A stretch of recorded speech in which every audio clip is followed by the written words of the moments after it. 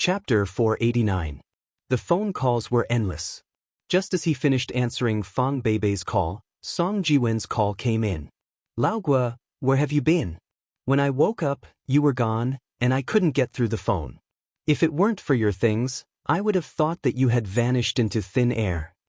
Song Jiwen shouted. When he woke up early in the morning, he found that he was the only one left in the big hotel room. He searched the toilet, the balcony, and even the wardrobe, but there was no one there. He was almost scared. Kiki had a stomachache in the middle of the night, so I sent her to the hospital. Poplar Fruit explained. After half an hour, Song Jiwen came over with a plastic bag. He put the things on the bedside table and said, I bought breakfast for you, and a bowl of porridge for Kiki. It's been boiled, so I'll give it to her when she wakes up. Poplar Fruit nodded. Song Jiwen had seen how he ordered the restaurants to cook porridge for Kiki. He was very considerate. I say, why are you so mean? You didn't wake me up when such a big thing happened. Song Jiwen complained when he and Poplar Fruit came outside the ward to talk. It's okay, it's just a stomachache. Poplar Fruit smiled and said, seeing that you were still sleeping, I didn't want to wake you up. Song Jiwen didn't continue to complain. He asked, what's the situation? Did you have a stomachache? Is it because the hot pot is not cooked? Poplar Fruit shook his head and explained, it's mainly because I ate ice cream. The cold and hot alternated, so I couldn't stand it. Song Jiwen patted his head and said regretfully, it's all my fault. If only I didn't buy ice cream. Why should I blame you? Poplar Fruit smiled. All right, don't blame yourself. This is my responsibility. I didn't manage it well. By the way, that little chili of yours? Before Poplar Fruit could finish his sentence, Chen Anlin called. When Song Jiwen answered the call, Poplar Fruit could hear Chen Anlin's temper from the sound of the phone. Song Jiwen, you stood me up again. Are you messing with me? Looking at the time, it was already past 9 o'clock. Poplar Fruit wanted to remind Song Jiwen that the meeting time with Chen Anlin yesterday was 8:30. No, something happened here. I might not be able to make it. Song Jiwen wanted to explain, but Poplar Fruit snatched his phone away. Song Jiwen's words seemed to have ignited Chen Anlin's fuse. Little Chili flew into a rage and shouted, Song Jiwen, as a man, can't you keep your word? It's fine if it's just once, but it's happened again and again. Who dares to be your friend? Poplar Fruit smiled and said, Anlan, listen to me. After Poplar Fruit spoke, the effect was much better. Chen Anlin immediately quieted down and asked, Brother Poplar Fruit? It's me. Poplar Fruit smiled and said, Don't be angry. Mosquito overslept. Don't worry, I'll ask him to pick you up right away. After hanging up the phone, Poplar Fruit handed the phone to Song Jiwen. Song Jiwen frowned and asked, Kiki is like this, and you still want to go? Poplar Fruit smiled and said, I'm not going. I'm going to accompany Kiki today. I might go back to the hotel later. You go and have fun with Enlon. What are you talking about? Song Jiwen said discontentedly, Am I the kind of person who forgets my friends when I see a girl? How can I leave you aside and go to have fun by myself? Then tell me, what's the use of you staying? Poplar Fruit looked straight into Song Jiwen's eyes, and the corner of his mouth showed a wicked smile. Song Jiwen was speechless. Right, what was the use of him staying? Other than playing with his mobile phone or sleeping and eating, did he expect Song Jiwen to take care of Kiki for Poplar Fruit? But that doesn't make sense. Song Jiwen said anxiously. Poplar Fruit waved his hand with a smile and said, It's not a big problem. Kiki just had a stomachache and she's fine now. I'm not going because I want her to rest for a day. Why are you accompanying me? You don't have much time to play. Do you want to stay in the hotel with me on the last day? Poplar Fruit continued to persuade him, Go out and have fun with Enlon. We've already agreed. If you don't go out now, you'll have to go to work tomorrow. Song Jiwen thought about it. Actually, Kiki was fine. He nodded and said, Remember to call me if you have any problems. Go, the girl has been waiting for you for more than half an hour. Poplar Fruit smiled and mourned for Song Jiwen. Song Jiwen drove away in the Land Rover, and Poplar Fruit returned to the ward. Kiki slept for a while before waking up. Poplar Fruit was going to feed her breakfast before leaving the hospital. Does your stomach still hurt? Poplar Fruit leaned against the bed while Kiki sat on her father's lap. She had just woken up and was still a little confused. She gently rested in her father's arms. Her father's arms were the warmest. It doesn't hurt anymore, Kiki said weakly. However, when she thought of the knife-like pain in her stomach last night, she still trembled with lingering fear. Do you know why your stomach hurt last night? Poplar Fruit gently tucked his daughter's hair behind her ear and asked. Kiki didn't answer. She just raised her head and shook it in a daze. You ate too much ice cream yesterday. It's so cold. Of course it will hurt when you eat it. Although Yanghua was blaming him, her voice was still very soft. Chi-Chi blinked her eyes and didn't respond. She only pouted her little mouth slightly. Poplar Fruit knew that the little girl must have understood, but she didn't want to admit her mistake. With a smile, Poplar Fruit stroked the back of Kiki's head and said gently, So, I didn't let you eat too much yesterday for your own good, right? You were still crying and it hurt so much yesterday. Kiki pouted. She pouted so much that a soy sauce bottle could be hung on it. Poplar Fruit smiled and pinched her little mouth. Kiki turned her head. She didn't shake off her father's hand, but her heart was touched by her father's intimate action. Her eyes finally revealed a smile. Okay, let's not talk about you anymore. Poplar Fruit stopped. In the future, you have to listen to me. I didn't let you eat for your own good, right? Come, let's eat porridge in the morning. Kiki buried her head in her father's embrace and called out coquettishly. Poplar Fruit's face was full of smiles. He knew that as long as Kiki was willing to act coquettishly, it meant that her stomach had recovered and she was in good spirits. After washing up Kiki, he was feeding her porridge when Song Jiwen walked in with Chen Anlin. Chen Anlin was carrying a bag of fruit. Visiting a patient? What are you guys doing? Poplar Fruit asked with a smile. Brother Poplar Fruit, you're such a bad friend. Why didn't you tell me that Kiki was sick? Chen Anlin said. Song Jiwen had already told her, so the two of them didn't go out to play. Under Chen Anlin's instructions, Song Jiwen drove the car back to the hospital. Thank you, Reader Bing, for your reward. At the same time, thank you, Reader UNG, for your generous reward last week. Xiaohan really wants to repay you with more chapters, but I really don't have the strength to. Recently, I've been so busy at work that I don't come back until 8 o'clock at night. Now, it's already past 12 o'clock, but I'm still desperately writing to maintain the third chapter. Begging for monthly votes, begging for recommendations. Greater than over equal to. Chapter 490.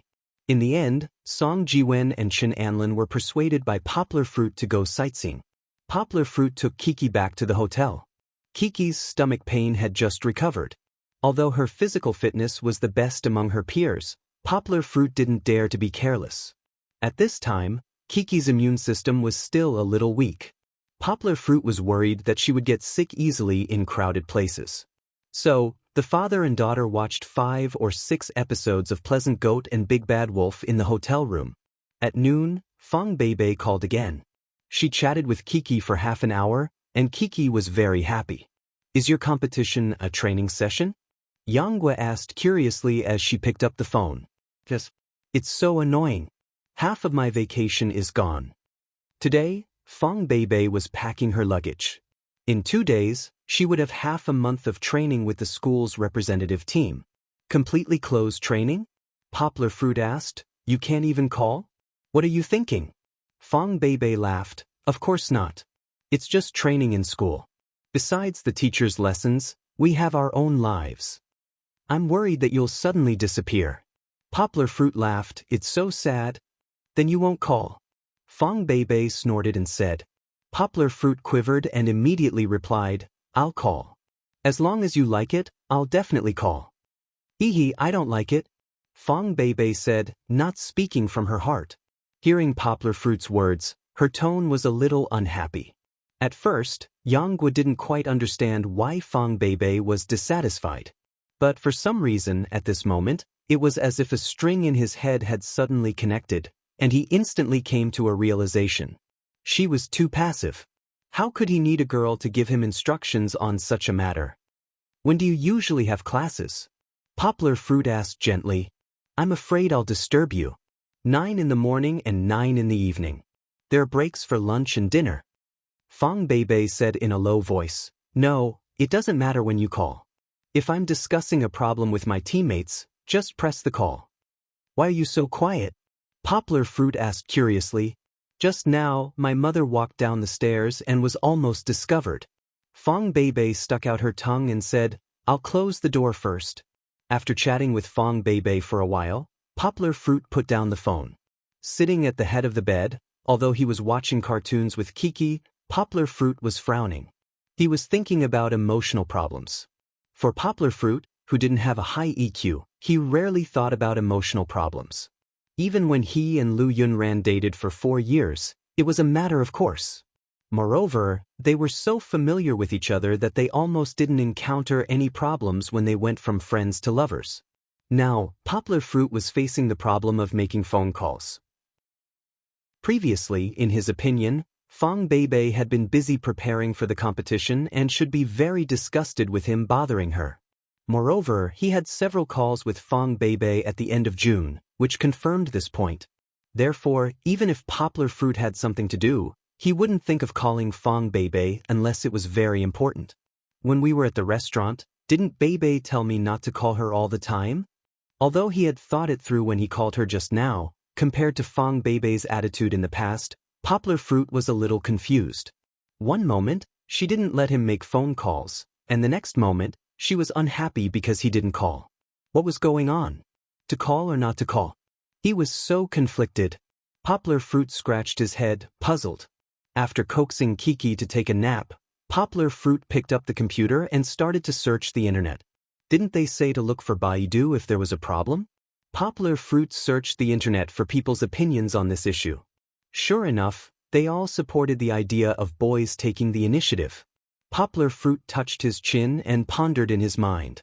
Since everyone thinks that boys should be thick-skinned to make phone calls, will girls be annoyed? Poplar Fruit searched for this issue from different angles. Looking at the netizens' opinions, Poplar Fruit felt as if he had walked into a new world, and his thoughts suddenly became clear. It turned out that he had been confused about a concept. There was a big difference between a girl's impatience and annoyance. If it was someone she didn't like who repeatedly called to harass her, then the girl's mood at that time was annoyance. It was like a mosquito buzzing in her ear, and she couldn't wait to slap it to death. But if it was someone she liked, if she received a call when she was busy and said, "You're so annoying," this annoyance was actually a manifestation of a girl's coquettish behavior. She wasn't really angry. Girls often don't mean what they say. When Poplar Fruit saw this sentence, he nodded deeply in agreement. Whether it was the reserved Lu Yunran or the kind Fong Beibei, sometimes you had to listen to the opposite of what they said. Just like when she said, "I don't like it." If he really thought that she didn't like it, then he was stupid to death. In fact, when it came to the issue of phone calls, Poplar Fruit felt that there was a saying on the internet that was especially suitable for the meticulous Fong Beibei. She wanted him to take the initiative to call her not because she cared about what he said to her, but because she wanted to see his attitude. If she took the initiative to call him, it meant that he cared about her, put her in his heart, missed her, and loved her. It didn't mean that he went out to play and left her behind. Even when something happened to Kiki, she had to look at Weibo to find out. So stupid. Poplar Fruit patted his head in annoyance. He finally understood why Fong Beibei's voice sounded a little angry in the few times she called him. It turned out that it wasn't because she was impatient to solve math problems like he thought. It was because she was angry that he didn't think of her when he was having so much fun outside. After thinking about it, Poplar Fruit realized that ever since he made up his mind to pursue Fong Beibei, he didn't really do much. It was fine if she didn't send him flowers every day, but she didn't even try to be courteous. She just foolishly wanted to enjoy the fruits of someone else's labor. But how could there be such a good thing in the world? This was because Fong Beibei was kind and knew that Poplar Fruit had to put most of his attention on Kiki. If it was another girl, she would have kicked Poplar Fruit away a long time ago. I have to take the initiative in the future. Poplar Fruit reminded himself in his mind. Song Jiwen had taught him this a long time ago, But Poplar Fruit just couldn't figure it out.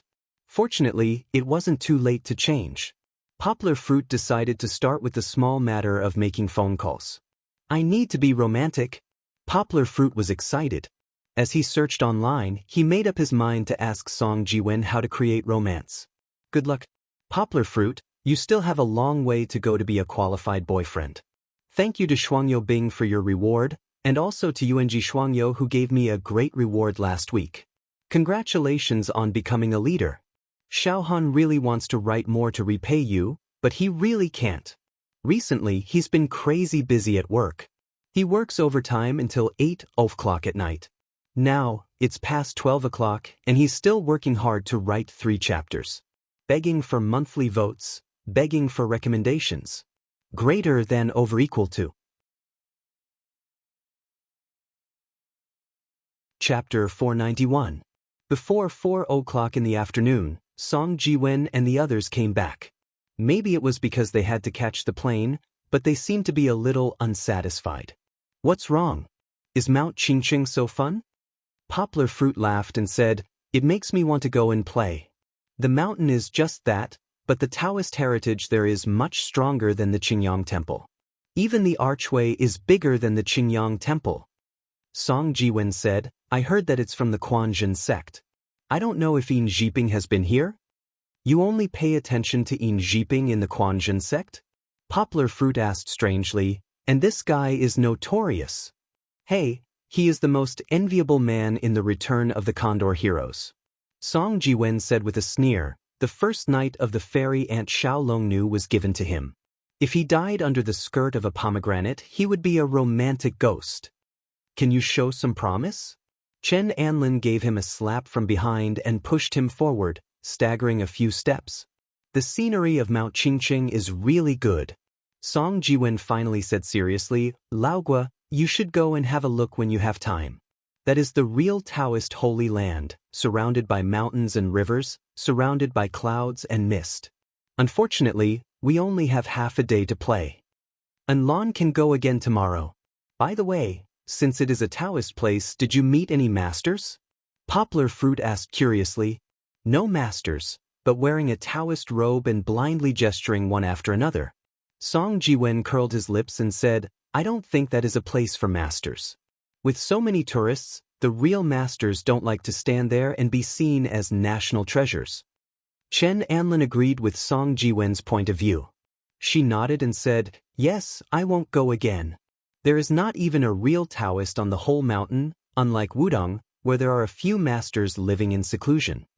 With that said, Poplar Fruit's originally restless heart gradually died down. Since Song Jiwen and the others had seen it, he would take Kiki to see the pandas tomorrow. And Lan, are you going back to the hotel to rest? I have to send Mosquito to the airport to take a plane later. Do you want us to send you back first? Poplar Fruit asked when he saw Song Jiwen was packing his luggage. No need, her luggage is in the car's car. Song Jiwen didn't even raise his head. I'll go with Song Jiwen tonight. Chen Anlin nodded and said, Yanghua asked in surprise, you're going back to Yangcheng with Mosquito? She's A's names SSSA's, SSS, SSSSS, SSS. I also want to take a plane. Chen Anlin explained, I've been out for half a month. I have to go home to take a look, otherwise my mom will be worried. Worried about what? Worried that you'll break someone else's. Song Jiwen chuckled and said, Hey. Song Jiwen, why are you asking for a beating? Chen Anlin ran over and kicked Song Jiwen, who was packing his luggage, onto the bed. Poplar Fruit looked down and saw that Kiki was looking at Chen Anlin's actions with wide eyes. Her clear eyes revealed a trace of excitement. Poplar Fruit was alarmed. He didn't want his daughter to turn from a good girl to a violent person, so he quickly reached out to cover Kiki's eyes. Kiki struggled for a moment, grabbed her father's wrist, and said in a childish voice, Papa, Papa, Red Wolf hit Grey Wolf. Poplar Fruit was stunned, and almost laughed out loud. Wasn't that right? Chen Anlin, who was reprimanding Song Jiwen with his hands on his waist, didn't look like Red Wolf with a frying pan? After eating something in the hotel, Poplar Fruit and the others drove to the airport. On the way, Song Jiwen and Chen Anlin's words continued to be heard. In 2 hours, you won't be able to hit me anymore. Song Jiwen touched his chin with stubble and said with an evil smile. Don't be so proud. Chen Anlin glared at him and said, thousands of rivers and mountains, oh. Song Jiwen swayed his waist and moved around in the back seat. Chen Anlin wrinkled his nose and sneered. Don't worry, I'll come to Yangcheng often in the future. When the time comes, you won't be able to escape even if you want to. No way. Great aunt, why didn't you stay in Jin City? Why did you come all the way here? Song Jiwen said with a pale face. I'll deal with you. Chen Anlin twisted his wrist proudly, and his joints made cracking sounds. Poplar Fruit looked at the two of them strangely through the rearview mirror, but didn't say anything. After arriving at the airport, Song Jiwen hadn't boarded yet, so Chen Anlin went to line up to buy the ticket. Poplar Fruit and Song Jiwen waited outside. He pulled Song Jiwen and asked, Hey, Mosquito, don't tell me you're interested in Enlon? Damn, why would you think that? Song Jiwen reached out to check the temperature of Poplar Fruit's forehead. You don't have a fever. You don't have a fever, but why do I feel like you're acting a little strange today? Poplar Fruit said with a frown. You're thinking too much. Song Jiwen patted Poplar Fruit's shoulder and chuckled. I can fall in love with anyone, but I can't fall in love with little Chili. After a lot of reflection today, Poplar Fruit began to have a little confidence in his EQ. He shook his head and said, No, I remember you telling me that you like girls who are domineering and unreasonable. Doesn't Enlon always beat you up meet this condition? Why are you like my mother, obedient and like to take things out of context? Song Jiwen looked at Poplar Fruit speechlessly and said, What did I tell you at the time?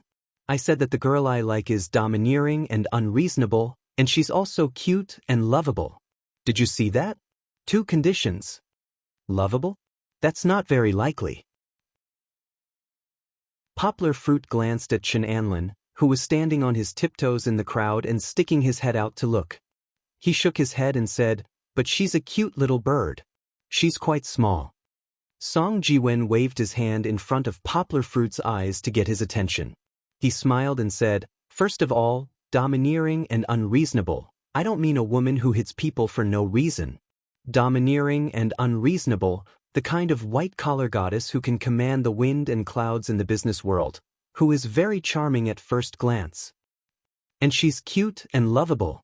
Song Jiwen chuckled and said, At home, of course, she has to listen to her husband. If I say one, she can't say two. Then, she has to be obedient and sensible and knows how to cook. Poplar Fruit rolled his eyes and said, How can there be such a perfect woman? Song Jiwen continued, Isn't there a saying that goes, if you're good in the hall, you're good in the kitchen? If you're good in the hall, you have to be good looking. In terms of appearance, Enlon is pretty good, right? Poplar Fruit was confused. Didn't you used to watch the action educational films in Muhong country and like this kind of baby-faced beauty? Chapter 492. Poplar Fruit secretly covered Kiki's ears with his hand because the conversation was getting heated. Although Chi-Chi usually didn't interrupt, based on her father's understanding of her daughter, Yanghua knew that Chi-Chi was actually listening most of the time and could even understand. Watching a movie is watching a movie, but in reality, it's another thing. Song Jiwen said seriously, This is my standard for finding a girlfriend, not a standard for finding a wife. Is there a difference? Poplar Fruit laughed. There's a big difference. Song Jiwen nodded seriously. He looked carefully and saw that Chen Anlin was still in line. He sighed and continued, When looking for a wife, you can't find one that's too short. Chen Anlin was indeed not tall. She probably wasn't even 1.58 meters tall with shoes. Moreover, she didn't like wearing high heels, so she looked like a junior high school student. Fortunately, she wasn't wearing a school uniform, otherwise, she might have been dragged away by the police. But Poplar Fruit asked doubtfully, Isn't it cuter if she's shorter? In fact, with Song Jiwen's height, 1.73 meters, he and Chen Anlin could be combined to form the cutest height difference. Poplar Fruit didn't think there was a problem. He was 1.87 to 1.88 meters tall, and Fong Beibei was only about 1. 8 meters tall. The difference between the two of them was more than 20 centimeters. Of course not. Song Jiwen said righteously, the height of the parents determines the height of the child. I don't want to marry a short woman and then average out the excellent genes of the Song family. Poplar Fruit was speechless. He said speechlessly, fine, if you have the guts, say that in front of her. Song Jiwen immediately became shorter. He smiled apologetically and said, Lao Gua, I called you brother. Don't tell anyone. If Little Pepper finds out, I'll die without a complete corpse. Poplar Fruit smiled and said, you don't like her, so why do you care so much about her feelings? Song Jiwen sorrowfully said, Old Gua, you don't know how many punches I took when you threw me to her today. Fortunately, it was only for one day, otherwise, my life would really be a piece of darkness. So, I have to add another one to my standards. Song Jiwen stood up and said to Poplar Fruit, you can't find a wife who knows martial arts. TSK, it's scary just thinking about it. What's scary? Chen Anlin had just walked over and only heard the last sentence. Song Jiwen was so scared that he jumped up. Because his legs were crossed, he almost fell and rolled to the ground. He looked carefully at Chen Anlin's expression. He didn't look angry, so he was relieved. He laughed dryly and said, I'm talking about the big rat that suddenly came out of the grass on the hillside when we were climbing the mountain today. You were so scared of the big rat. How can you say it's scary now? Chen Anlin curled his lips in disdain and commented, you're really not manly. Song Jiwen also muttered in his heart, I don't know who was scared out of his wits when he saw a dog. However, he didn't dare to say this out loud. Otherwise, he wouldn't be able to leave today. Yang Guo looked at them suspiciously and thought, could it be that I'm wrong? Song Jiwen still took the 7:00 flight home. It wasn't like they were going to part forever. Poplar Fruit and the others pushed him to the ticket gate with a smile. Chen Anlin was going to be an hour later. Poplar Fruit planned to leave after sending her off. Kiki sat on her father's lap and looked left and right. In the end, she was so bored that she was sleepy. Poplar Fruit wrapped her with a layer of clothes and then snuggled in his arms to sleep. Chen Anlin and Poplar Fruit also chatted casually. Without Song Jiwen's jokes, Poplar Fruit and her had a lot less to talk about. He even felt that there was nothing else to talk about other than Tai Chi. Oh right. Poplar Fruit's eyes lit up. He asked with a smile, what do you think of my brother? What do you mean? Chen Anlin didn't like to beat around the bush. She asked directly. What do you think of him? Do you want to go further with him? Poplar Fruit said with a smile. Brother Poplar Fruit, why are you thinking of this? Chen Anlin wrinkled her nose and cried out unhappily. Poplar Fruit quickly raised his hands and said innocently, I think you guys seem to have a lot of fun today. I thought you guys had some sparks. Song Jiwen? Chen Anlin curled her lips and said, Brother Poplar Fruit, don't think so much. When I look for a boyfriend, I definitely won't look for someone like him. TSK, the two's reactions were exactly the same. Poplar Fruit smiled and asked, what's his type? Arrogant, long-winded, annoying, and cowardly. He can't even beat me. Chen Anlin casually pointed out many of his shortcomings. Actually, he's not bad. Poplar Fruit defended his brother, he's not a coward. There aren't many men in the world who can beat you. Indeed, Chen Anlin's skills could be considered a genius in today's world. Poplar Fruit felt that even the big brother of the Xingyi martial arts school couldn't beat Chen Anlin. That won't do. Chen Anlin said seriously, my man must be a hero who's more powerful than me. Chen Anlin suddenly looked at Poplar Fruit strangely. Poplar Fruit was almost shocked. He quickly waved his hand and said, why are you looking at me? It's impossible for the two of us. I already have a girlfriend. It seems that Fong Beibei hasn't officially agreed yet. Poplar Fruit kept saying this sentence. Chen Anlin said with regret, I know, and I already have a child. Sigh, it's rare to meet someone as powerful as you. You're also so handsome. How can you already have a flower? So Mosquito has no chance? Poplar Fruit didn't give up and asked, why do you always match me with him? Chen Anlin asked strangely, do we look like a couple? Poplar Fruit shook his head and said, nope. But didn't you say that you'll be coming to Yangqing often? I thought that you and Mosquito had some secret. Chen Anlin helplessly smiled and cried, Poplar Fruit, I went to Yangqing to find you. It has nothing to do with him. Why are you looking for me? Poplar Fruit said in fear. To train. Chen Anlin said seriously, I feel that your understanding of Taiji Fist is deeper than anyone I've met. If I can learn from you often, I'll definitely improve faster than if I practice at home. So that's the case.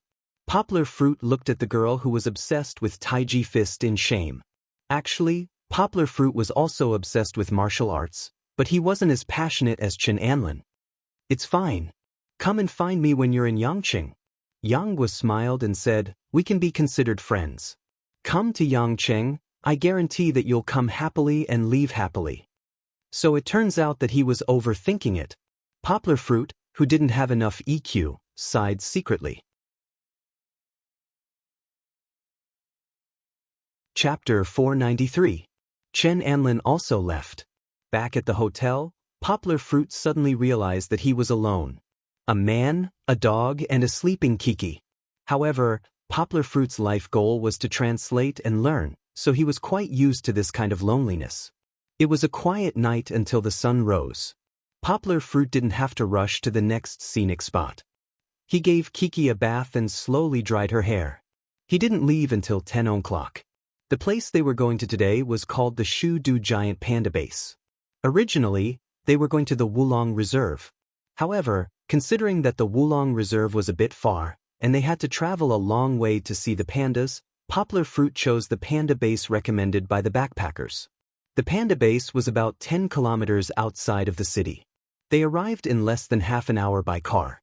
When they arrived at the base, Poplar Fruit was pleasantly surprised to find that instead of a cold base, it was more like a beautiful mountain villa where people and nature coexisted in harmony. It was said that the entire base was man-made, but Poplar Fruit couldn't see any signs of it being man-made. Sitting on the electric scooter, they could see that there were hills, lakes, streams, dense vegetation, and even the bamboo forest that the pandas loved. Looking at the trees that almost swallowed up the narrow cement road, Yanghua had a feeling that she was in the wilderness where there were no traces of people. Of course, in some places that were specially designated as tourist attractions, it was a different kind of scenery. On the unusually smooth lawn, there were a few lifelike bush elephants. They either raised their heads and howled, or shook their heads and wagged their tails. This was the pride of the clever gardeners. There was also a lush and verdant bamboo forest. Tall and thin bamboos bent at both ends of the road, forming a dark green arch between each other. The winding road seemed to emit a mottled halo, but there was no end in sight. However, no matter how artistic the scenery was, it couldn't compare to the main characters here, the pandas. In order to see the protagonists, Poplar Fruit and the others passed by Swan Lake in an electric scooter. They didn't stop but took a long detour to the area where the pandas were active. Along the way, Kiki was very excited. She hugged her father's left hand and kept asking him about the panda. Papa, is the panda fat? Does it like eating and not running like Goldie? Poplar Fruit said with a smile, pandas like to eat bamboo, while Goldie likes to eat meat. The difference is huge. Besides, pandas love to climb trees. Papa, look, it's a panda. Kiki's eyes suddenly lit up. She excitedly patted her father's hand and pointed at the fence on the side of the road. Poplar Fruit turned around and couldn't help but laugh. How was that a panda? A yellow raccoon with a cat's beard, a bear's face, and yellow fur was climbing gracefully on the railing. Rubbing Kiki's little head, Poplar Fruit said with a smile, Kiki, that's not a panda, that's a raccoon. Pandas wear the same clothes as you, with black and white circles. Before leaving today, Poplar Fruit specially took out Kiki's panda sweater from the suitcase and put it on her. This sweater was originally designed according to the black and white color of pandas. With the panda hat with 2 small black ears, Kiki looked like a panda cub that had been wrongly carried. Poplar Fruit brought this sweater all the way from Yangqing just for this moment. Poplar Fruit and Kiki were sitting behind the electric scooter driver, so he heard the conversation between the father and daughter. The driver couldn't help but interrupt. Brother, in fact, your daughter is right. That's a panda, a red panda, not a raccoon. Poplar Fruit was stunned. He scratched his head and asked awkwardly, "Sir, it's really not a raccoon?" Poplar Fruit thought that the panda in front of him looked exactly like the crispy noodle that he had eaten when he was young. "No, it's called a red panda." The driver smiled as he took out a flyer from the front drawer and handed it to Poplar Fruit. Poplar Fruit flipped through it and saw that it really was a red panda. Its snout was shorter, and its whole body was reddish-brown with white lines on its face. Poplar Fruit was embarrassed. Kiki was also looking at the flyer curiously. Poplar Fruit could only explain to her, "Kiki, red pandas are different from pandas. Pandas are chubbier and cuter." When they arrived at the pandas area, Poplar Fruit followed the other tourists out of the scooter. They walked leisurely on the long and swaying suspension bridge, looking down at the valley where the pandas were playing. "Remember not to shout or use the flash to take photos," the tour guide said with a smile. "And this gentleman, please take good care of the child. Don't get too close to the railings of the suspension bridge." She was talking about Poplar Fruit. The tour guide was worried that he wouldn't be able to hold Kiki properly and accidentally drop Kiki. Although it was almost impossible for Poplar Fruit to make such a mistake, he still listened to the tour guide's instructions seriously. There were already tourists in front of them who were happily exclaiming in a low voice, "Look, pandas!" Poplar Fruit walked to the middle of the suspension bridge with Kiki in his arms and looked in the direction of the tourists' gazes. They saw a group of pandas walking out of the small valley where the bamboo forest was sparse and the shrubs were mostly short. Poplar Fruit counted that there were as many as 6 of them. They lined up in a long line and slowly walked along the small stream. "Kiki, look." Poplar Fruit smiled and pointed to Kiki. "That's a panda." "Wow, it's so big." Kiki's little mouth curled into an O shape. She happily pulled her father's hand and swayed it. "It's really chubby." "Of course, why would I lie to you?" Poplar Fruit smiled and said, "Look, the pandas are eating bamboo." The group of pandas below did not pay any attention to the tourists standing above them. Perhaps they were used to it as they slowly spread out. A few of them were lying on the rocks, or lying on their bellies to bask in the sun. Their lazy posture made them seem even more charmingly naive. A few of them were gnawing on the bamboo leaves at the bottom. They were so greedy that they almost gnawed on their claws. Kiki looked and asked curiously, "Papa, is bamboo delicious?" This was really a big problem. Poplar Fruit had never eaten bamboo before. How would he know if it was delicious? Poplar Fruit could only smile and say, "Pandas like it very much. It should be delicious." Kiki innocently looked up and said, "Papa, Kiki also wants to eat bamboo." Poplar Fruit laughed and said, "No problem. When we go back, Papa will cook bamboo shoots for you." In fact, it was more interesting to change the concept than to give a straightforward answer. Just like Kiki's mind was now full of childish fantasies, Poplar Fruit hoped that she could maintain this curiosity and happiness, rather than using reality to extinguish her imagination. Chapter 494. In such a large base, there was naturally more than one area where pandas were active. Under the guidance of the tour guide, Poplar Fruit and the others moved to another bamboo forest. Compared to the previous place, there were fewer layers of protective fences between the pandas and the tourists.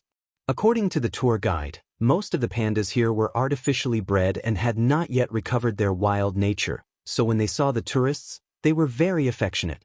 There were even pandas that stood up like humans and waved at the tourists in a simple and honest manner.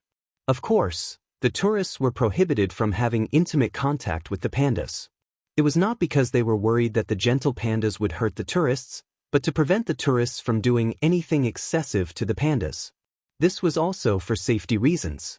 The pandas looked chubby and cute, but did not look harmless. In fact, pandas were also carnivores with developed canine and molar teeth and sharp claws, but now they had evolved into omnivores that mainly ate bamboo. Even so, if they were provoked, they would still lose their temper or violently hurt people.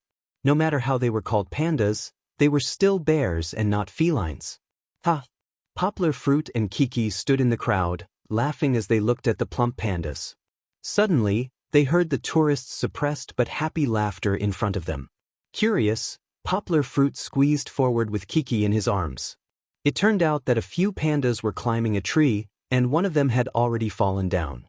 Hearing the tourist's laughter, it shyly raised its paws to cover its eyes, even covering the big dark circles under its eyes.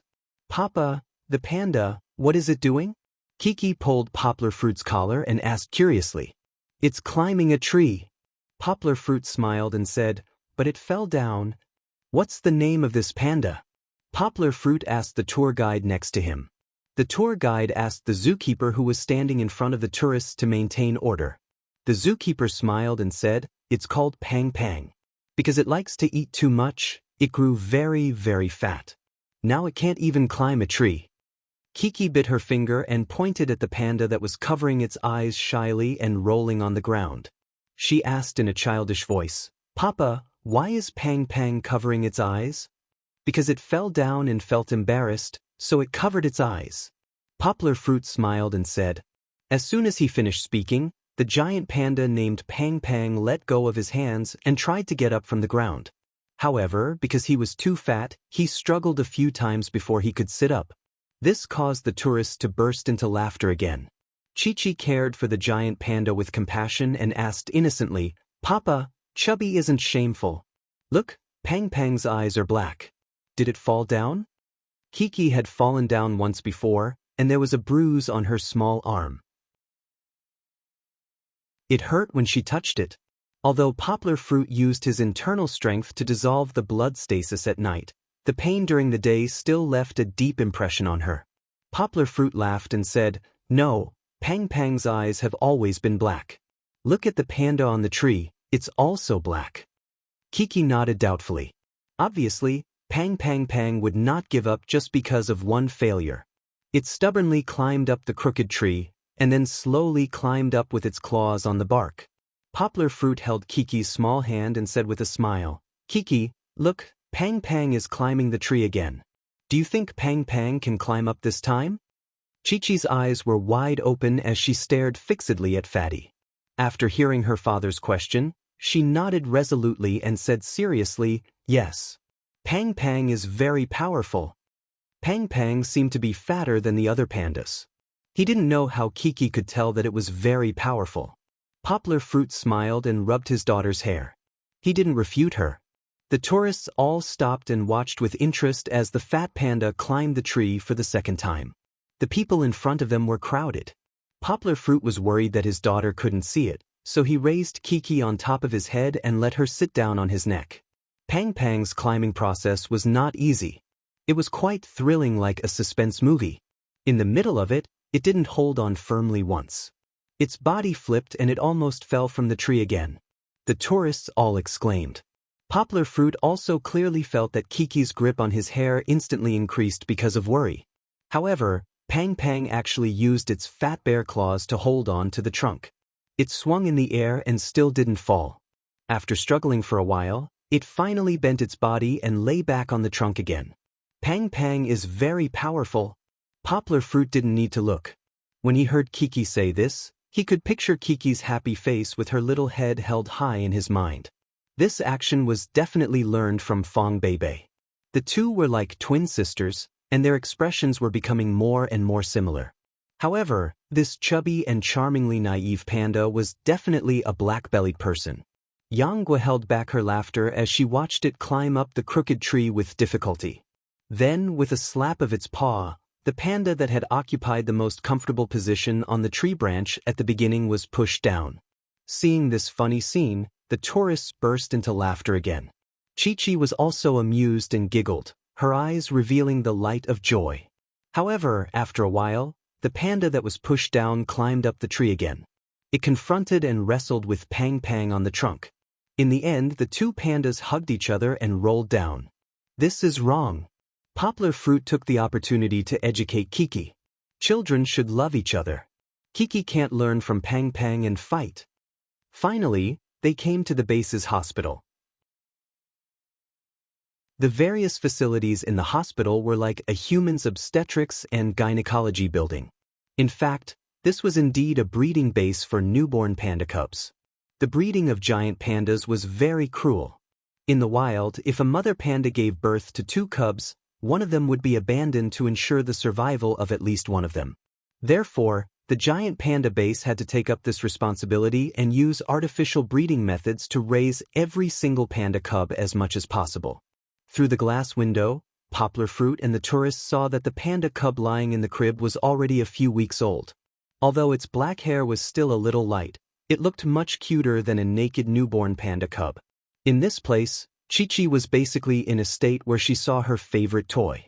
She clung to the window and refused to leave no matter what. Papa, Papa. Chi-Chi finally grabbed her father's clothes and desperately twisted around Yanggua's body like a spoiled child. She made an incredible request, to bring a panda cub home to raise. Poplar Fruit didn't know whether to laugh or cry. Could a panda be brought home to raise? However, the cute panda cub had completely overflowed Kiki's love, and Poplar Fruit didn't listen to anything. Chapter 495. At first, the tourists who were with them gradually left, leaving only the helpless Poplar Fruit and Kiki in a stalemate. Kiki pouted and stood on the ground with a wronged expression. She turned her head and looked at the ground, unwilling to move.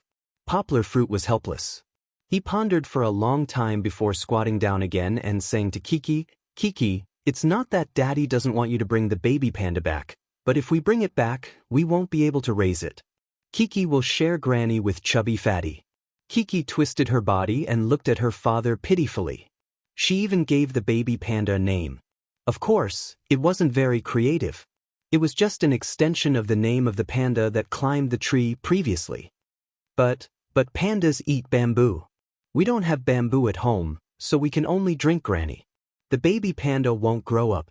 Poplar Fruit persuaded her emotionally and logically. Kiki, think about it. Pandas like to live in the forest. They climb trees every day and bask in the sun. Will it still be happy to live in our house? Kiki fell silent. She seemed to be gradually losing her previous persistence. Poplar Fruit saw this and struck while the iron was hot. Also, the baby panda's mother is here. If the baby panda goes home with us, it will be sad if it can't see its mother. When he said this, Poplar Fruit immediately saw Kiki's face darken. His heart thumped and he thought to himself, "Oh no, I said the wrong thing." Although Kiki was less than 1.5 years old, she knew everything. Especially when she was exposed to television, she knew early on that she was different from other children. Kiki didn't have a mother. In the beginning, Kiki would naively run over to her father and ask where her mother went. Poplar Fruit always evaded this question, so gradually, Kiki understood it herself. Although Kiki was envious when she saw other children being doted on by their mothers, she did not cause trouble for her father. That was because the love that her father gave her had long surpassed that of most complete families. Kiki pursed her lips and her big eyes became misty, but she didn't cry. She just choked and said, "Kiki can't see Mommy either." She spoke intermittently, but Poplar Fruit understood what his daughter meant. He knelt on one knee and took a step forward, gently hugging Kiki's small body in his arms. He lovingly kissed Kiki's forehead and said, "Daddy has always been by Kiki's side." Suddenly, Poplar Fruit had an idea. He gently stroked Kiki's palm and asked, "Kiki, other than Dad, you still have Bebe's sister." Actually, Dad has always wanted Bebe's sister to be Kiki's mother. Do you like Kiki? Kiki nestled in her father's arms and looked at the ground. She pouted and said pitifully, But Bebe's sister hasn't come to see Kiki for a long time. Does she not like Kiki anymore? Bebe's sister has always liked Kiki. But she has been busy preparing for the competition, so she hasn't had time to see Kiki. Poplar Fruit saw that the topic was gradually moving away from Mommy. He finally breathed a sigh of relief and smiled. Also, Bebe's sister often misses our Kiki. When she called, she even asked how Kiki was doing. Did she dress up beautifully every day? Kiki's eyes revealed a trace of shyness. She moaned, shyly burrowed her head into her father's arms, and then whispered, "Papa, Kiki misses Bebe's sister." Poplar Fruit missed her too. He touched Kiki's little head and said with a smile, "Then let's go back tonight and call Bebe's sister." "No, video call her, okay? Let Bebe's sister see that Kiki has grown up and become more beautiful recently." Kiki burrowed out of Poplar Fruit's arms, her face full of joy. She nodded and hugged her father's neck and kissed his cheek. She finally recovered from her melancholy mood. The sunny Kiki was still the cutest. Then let's go back? Next time, if there's a chance, Daddy will bring Kiki to see the panda again? Poplar Fruit picked up Kiki and asked tentatively. Kiki turned her head and looked reluctantly at the panda cub, who was still sleeping soundly in the crib, unaware of the outside world. She struggled in her heart for a while, then nodded and whispered. Poplar Fruit carried Kiki outside. Along the way, he saw Kiki constantly looking back. Poplar Fruit sighed in his heart. To be honest, if it weren't for the national regulations, there was no way to raise a panda cub at home. Poplar Fruit really wanted to bring a panda cub back to Kiki. Kiki had lost her mother when she was just born. Poplar Fruit owed Kiki too much on this point. Just as they were about to walk out of the hospital, Poplar Fruit inadvertently looked at the bulletin boards on both sides. It was already dark by the time they returned. The Land Rover drove steadily on the wide road, and the city lights in front of them came into view. Poplar Fruit raised his head and looked at Kiki, who was sitting in the baby seat in the back seat, smiling foolishly from ear to ear. He smiled silently and shook his head. Poplar Fruit paid a big price for Kiki to be able to smile so happily all the way back. When they left the hospital, Poplar Fruit saw the pictures of celebrities adopting panda cubs on the bulletin boards of the base. In that instant, he changed his mind. He couldn't really raise a panda at home, but he could let Kiki adopt one at the base. Adopting a panda wasn't an easy thing to do. Needless to say, the procedures were complicated. Poplar Fruit worked from noon to night. The most important thing was that the adoption fee was very expensive. Adopting a panda for a year would cost 40 to 50,000 yuan, and Poplar Fruit spent 1 million yuan to adopt the panda cub that Kiki liked for life. This ignorant panda cub was officially named Xiao Pang Pang by Kiki. At that time, it wasn't just Poplar Fruit, but the zookeepers next to them were all speechless. 1 million yuan for such an uninteresting name. Only Poplar Fruit, who loved his daughter, could do something like this. Of course, spending so much money wasn't just for a name. The base promised that Poplar Fruit and Kiki could visit the base as long as Xiao Pang Pang lived. Furthermore, they could see Xiao Pang Pang's photos and updates on his daily life every week on the official website. For Kiki, this was really an unexpected surprise. Although she couldn't bring it home, when she heard her father say that this Xiao Pang would be Kiki's little friend in the future, Kiki hugged her father happily and kissed him hard, her saliva smearing her father's face. Poplar Fruit didn't really care about the 1 million yuan, nor did he want to use money to make up for it because he felt guilty. He just felt that as long as his daughter could maintain a happy smile, nothing else mattered.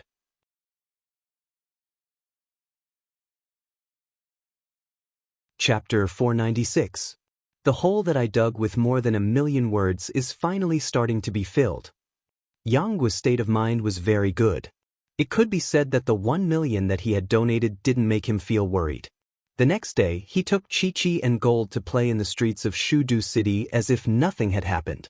Shudu City was the economic and cultural center of the entire Sichuan province. It was like the beginning of a ray of light. With Shudu City as the starting point, one could easily reach every scenic spot in Sichuan province.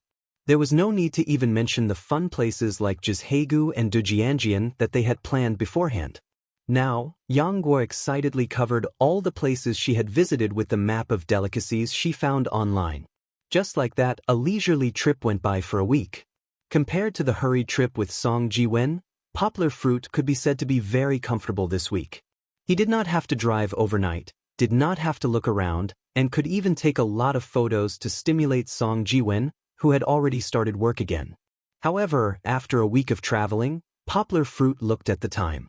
There were less than 5 days to the Applied Translation Conference. Although Sichuan province was adjacent to Shicheng, Poplar Fruit still decided to leave early and go to the conference to find out more. When leaving Shudu City, Poplar Fruit did not use the GPS for the first time, nor did he walk on the highway. There were many reasons. First, he had walked around Shudu City so many times during this period of time that he was quite familiar with the roads around Shudu City. Poplar Fruit had even been to Maishan City and Leshan City. Even without a map, he knew where to go. Second, he felt that driving on the highway would lose the meaning of traveling. There were only a few lanes on the highway, and both sides were surrounded by green belts and fences. What could he see? He might as well take the highway. He had time anyway. No matter how many reasons there were, in the end, he could not blame others if he got lost. Yes, Poplar Fruit was lost. To be exact, he took the wrong road. Originally, after arriving at the inner river, they could have rested for a night and entered the great city the next day. However, Poplar Fruit drove onto another road. The scenery on the highway was beautiful. Outside the car window, the mountains were undulating and the road was lined with trees. The summer breeze was gentle and Kiki sang and danced along the way.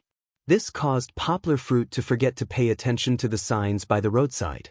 They drove past the border of the city, but he foolishly thought that he was driving slowly and that they had not reached their destination yet. By the time Poplar Fruit came back to his senses, it was almost dusk. He had arrived at Junyi City, the place that Song Jiwen had mentioned earlier. That's right, he had actually returned to the mountainous Guishan province. With no other choice, Poplar Fruit stayed in Junyi for another night. The next day, he turned back and drove in a different direction to Chong City. This time, he still didn't follow the GPS. He thought that as long as he knew the direction, he wouldn't go wrong if he kept going north. Indeed, Chong City happened to be in the north of Guishan province. Of course, this was also because Poplar Fruit didn't care much if he took the wrong road. He had plenty of time. If he took the wrong road, he would only have to pay the price of gas. When going out on a road trip, he pursued freedom. If he rigidly followed the planned route, he might as well sign up for a travel agency. However, if he took the wrong road, not only would he see more beautiful scenery, he might also encounter unexpected situations. For example, robbers. Guishan province, with its green mountains and beautiful rivers, was relatively poor. Among the few provinces in the southwest, it was only slightly better than Bianzong province. However, Bianzong province was in a special geographical location and couldn't be compared. Guishan province was different. Its economic situation couldn't even be compared to provinces with worse natural conditions. Green mountains and beautiful rivers became barren hills and unruly rivers. This stimulated some people to take the risk out of desperation. The place Poplar Fruit was passing through was an autonomous county of the Miao people. In Poplar Fruit's opinion, the scenery here was very beautiful. The mountain peaks in the distance were steep, and the ancient trees towered into the sky nearby. It was a good place that hadn't been developed yet. However, he didn't know that it was because the mountain peaks were too steep, the terrain was too rugged, and the forest was lush with wild beasts. Therefore, very few people were willing to invest here. The road that Poplar Fruit was driving now was the only road in the area that wasn't very smooth. It was narrow and difficult to walk on. The cow dung and horse dung on the road had dried up into patches, and the road shoulders were destroyed by the thick roots of the trees. Even so, the construction of this road a few years ago still used up most of the savings and energy of the people in the villages in the mountains. However, after the construction, the joy of success didn't come for a long time, and the situation of no one asking about it didn't improve. When there was no way out, some people would have evil thoughts in their minds. They would block the road and rob passing tourists or merchants. This was news that emerged endlessly in Guishan province, but was suppressed by the government. The Miao people were simple and honest, but there were also times when they were forced to do something. On the road ahead, there was such a case. Xiong Jiwu was very nervous today. He was lying on the dense tree, with one hand gently clasping a rope and the other holding a long solid wooden stick. There was a circle of old hoop marks on the wooden stick, indicating its origin. It was once the handle of a hoe. Xiong Jiwu's palm holding the wooden stick was full of sweat at the moment. He was so nervous that he didn't even think of changing the position of his grip. There was only one thought left in his mind, coming. He had been waiting for this moment for a long time. 2 days ago, he almost broke his teeth when he made the decision to block the road and rob people. However, he waited on this remote mountain road for 2 days, but he didn't see the target of his robbery. There were few people coming and going on this mountain road, so he didn't see anyone for a long time. It was impossible for Xiong Jiwu to rob the poor villagers who drove motorcycles, so he could only wait for the rich to pass by. From afar, Xiong Jiwu heard the roar of Poplar Fruit's Land Rover as it climbed the mountain, and then he saw the big car that looked expensive from the outside. However, Xiong Jiwu only felt perturbed at the moment when he was about to make a move. His nervousness almost suffocated him, and this former Miao farmer even had the thought of running away at the last minute. Poplar Fruit didn't know about all this. Even on such a road, Poplar Fruit could handle it with ease. He could do 2 or even 3 things at once. Poplar Fruit complained in his heart about why this road was so difficult to walk on, and at the same time, he smiled and chatted with Kiki, who was sitting in the passenger seat, and asked her to look at the scenery outside. Chi-Chi felt as if she was on a roller coaster ride. This feeling was extremely fun. She cried out happily nonstop and even chattered to share her joy with her father. However, Poplar Fruit didn't think that he would encounter danger. He was full of leisure and joy until he suddenly found that less than 5 meters in front of the car, a big black shadow suddenly fell down with a plop.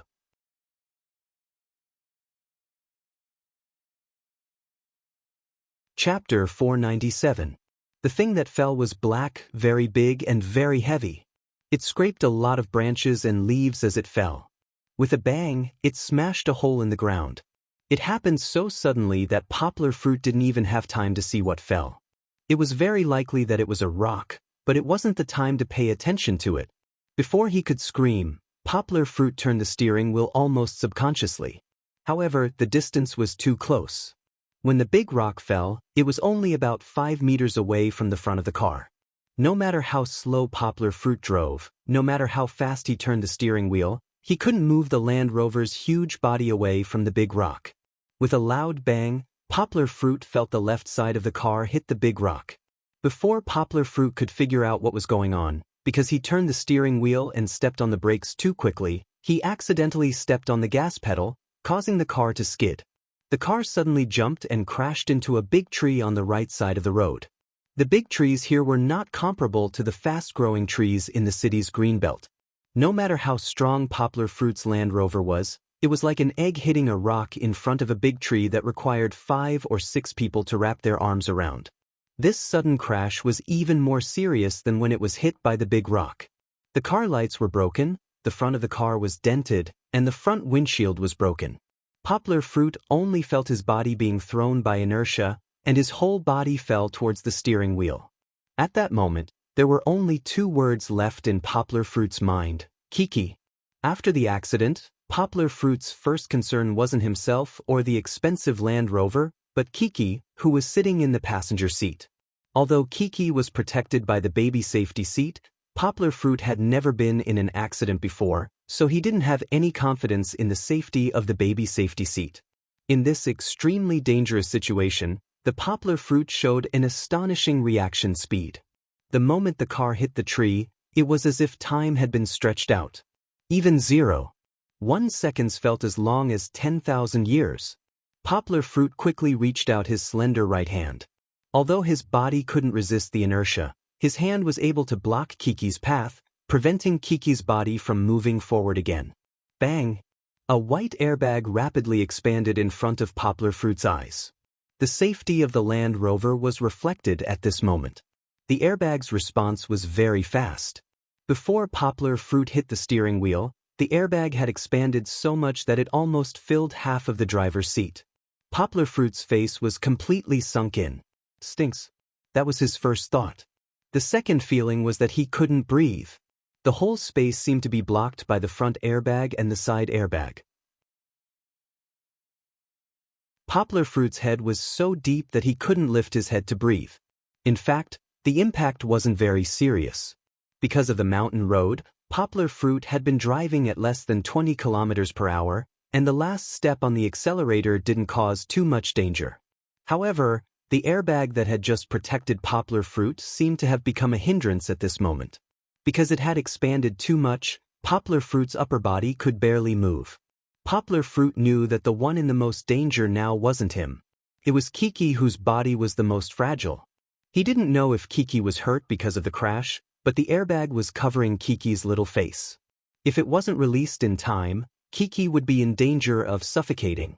Fortunately, Poplar Fruit still had a right hand in front of Kiki. Poplar Fruit opened and cupped his right hand, creating a small gap for Kiki. Immediately, Poplar Fruit heard Kiki's weak crying. Poplar Fruit became more and more anxious. He twisted his dizzy head and tried to recall the Land Rover's manual that he had read when he bought the car. Airbag, airbag.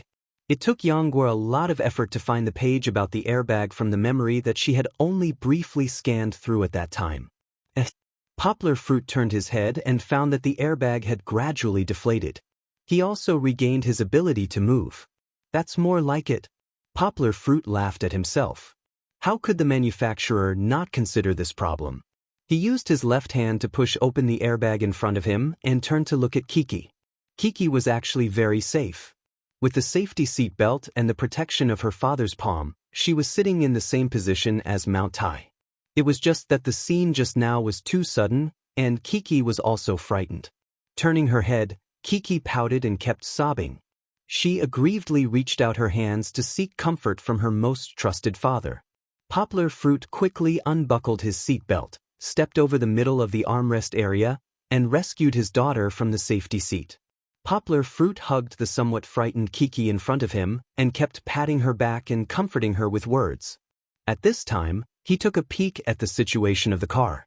Needless to say, the front seat was in a terrible state. The computer in the back seat fell directly from the shelf to the ground. He didn't know if it was smashed or not, and the materials in the car were also squeezed together due to inertia. The gold seemed to be stuck in the suitcase and other things that fell down. It kept making weak whining sounds, as if it was calling for help, and also seemed to be expressing its inner panic. Knock knock. Knock knock.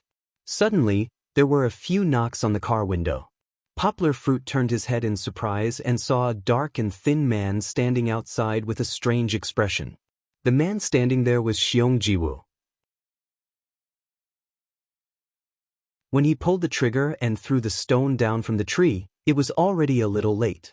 If he didn't hesitate, Poplar Fruit's car wouldn't have hit the stone and the tree so quickly. This car accident was already out of his script. Xiongjiwu hid in the tree and was dumbfounded. He even wanted to run away. Someone died. Someone died. Xiongjiwu climbed down from the tree with a sad face and crept toward the big car in fear. Poplar Fruit's car window was covered with a reflective glass film, so it was impossible to see the situation inside from the outside. Xiongjiwu saw that there was no movement for a long time and only felt that his throat was dry. In the end, he couldn't help but knock on the car window. If this action was seen by other road bandits, they would definitely slap him to death. Too amateur. Knocking on the car window like knocking on the door was as stupid as a thief who wanted to sneak into someone's house to steal and knock on the door to see if the owner was awake. Seeing the dark and thin man dressed as a farmer outside, Poplar Fruit was stunned, but he didn't think too much about it.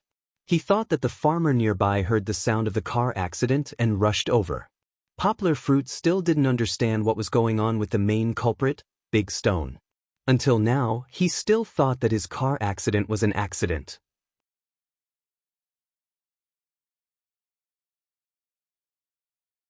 Chapter 498. A fellow countryman is here? Great. Seeing Xiongjiwu, Poplar Fruit was very happy. At first, he picked up his mobile phone and saw that there was no signal. Poplar Fruit thought that he had a car accident in the wilderness. Now he was in trouble. Xiongjiwu was still looking into the car window when the door suddenly moved. He was so scared that he limped back, completely forgetting the existence of the big wooden stick in his hand that was as thick as an ordinary person's forearm. After taking a few steps back, he saw a tall man's legs stretching out from the open door. At the moment when Poplar Fruit got out of the car, even if Xiongjiwu was not a woman, he was still dazzled by Poplar Fruit's handsomeness. His first thought was, how could this kid be so tall? His second thought was, how could this kid be so white? Although all kinds of admiring thoughts were surging in Xiongjiwu's mind. In fact, when Poplar Fruit came out, he was very embarrassed. The car door was a bit jammed and could only open a small gap, so he had to squeeze out from the side of the small gap. Originally, because of the car accident, his hair was a bit messy. After squeezing out, his white shirt was caught somewhere and several buttons on the top broke off. Even so, the messy hairstyle and clothes could not hide the charm of Poplar Fruit. He was originally a big boy with sunshine. With just a slight smile, it was as if the whole forest was filled with bright sunshine, warm and warm. After several buttons on the top of the shirt broke off, it highlighted Poplar Fruit's perfect figure even more. In the past, when he wore clothes, he only looked tall and skinny. No one would think that Yangguo was as good as him. His chest and abdominal muscles were as sharp as a knife. Although they were not obvious, their appearance was even more attractive. Poplar Fruit first smiled apologetically to Xiong Jiwu, who was still a little confused and stiff. What made him stunned was, apologize? What did this mean? Who was apologizing to whom? Was there a mistake? Poplar Fruit bent down and carried Kiki out of the car. She was still anxious when she couldn't see her father. Seeing our little fairy's pitiful appearance with her hair stuck to her cheeks by her tears, Poplar Fruit lovingly helped her tidy up her messy hair, and then gently patted her little face to comfort her. After finishing his work, Poplar Fruit raised his head and smiled at the silly Xiong Jiwu, fellow countryman. As soon as Poplar Fruit called out, Xiong Jiwu hurriedly retreated a few steps. He didn't know why, but when he saw Poplar Fruit smile, he felt flustered. Poplar Fruit was very depressed. Although he was not the most handsome man in the world, his appearance was not bad. How could he scare the people of minority nationality like this? Xiong Jiwu swallowed his saliva with great effort and then slightly opened his mouth as he looked at Poplar Fruit with hesitation. Xiong Jiwu was experiencing the biggest struggle in his life. Snatch? Or not? Xiong Jiwu was in a dilemma. Snatch? Seeing that Poplar Fruit was still holding a lovely and beautiful baby in his arms, he felt that his conscience was being condemned. However, if he didn't snatch, Xiong Jiwu thought of the two children at home and his wife who was still lying in the hospital bed, and his heart was filled with bitterness. In Xiong Jiwu's view, Poplar Fruit, who looked like a scholar, was the best choice. Poplar Fruit's appearance was once again deceiving others. Besides, in this desolate place, if he missed it, he wouldn't be able to wait for a few more weeks for a rich person to pass by. And he didn't have so much time to wait. Xiong Jiwu swallowed his saliva hard. His palms were full of sweat. He pinched the big wooden stick and made up his mind. He waved the big wooden stick, pointed it at Poplar Fruit and shouted, "This? Cough, cough, cough." Xiong Jiwu didn't know if he was too nervous or swallowed his saliva too hard, but he was choked by his own saliva as soon as he shouted, causing him to cough violently. Poplar Fruit was also shocked by the stick he waved, but when he saw Xiong Jiwu covering his throat and coughing violently, Poplar Fruit couldn't help laughing. Xiong Jiwu finally stopped coughing. He endured the pain in his throat and shouted with a trembling voice, "This road is mine. I opened it. This road is mine. If you want to pass through this road, you have to pay for the road." Xiong Jiwu's Mandarin accent was very heavy, but this line was so classic that one could guess the meaning without hearing it clearly. He saw that Poplar Fruit just frowned and didn't respond at all, so he shouted again, "Hey, this is robbery." Xiong Jiwu shouted very hard. It was unknown if he was cheering himself up with his loud voice. Poplar Fruit's warm eyes gradually turned cold. He was not stupid. When he thought of the big stone that suddenly fell from the tree and Xiong Jiwu's appearance, Poplar Fruit had some doubts in his heart. Hearing Xiong Jiwu's words, he was more and more certain of the doubts in his heart. "Just now, was it you who did it?" Poplar Fruit turned sideways and protected Kiki with one hand. Although he was not afraid of the weak Meow Man in front of him, after all, Xiong Jiwu had a big wooden stick in his hand. Who knew if he would hurt Kiki when he waved it? At this time, Xiong Jiwu made up his mind and planned to go all the way. He straightened his neck and said in a rough voice, "I did it. But I didn't expect you to hit the tree." A person's momentum was supported by his strength. Take Xiong Jiwu as an example. He did not make a living by robbing, so he could not pretend to be a robber.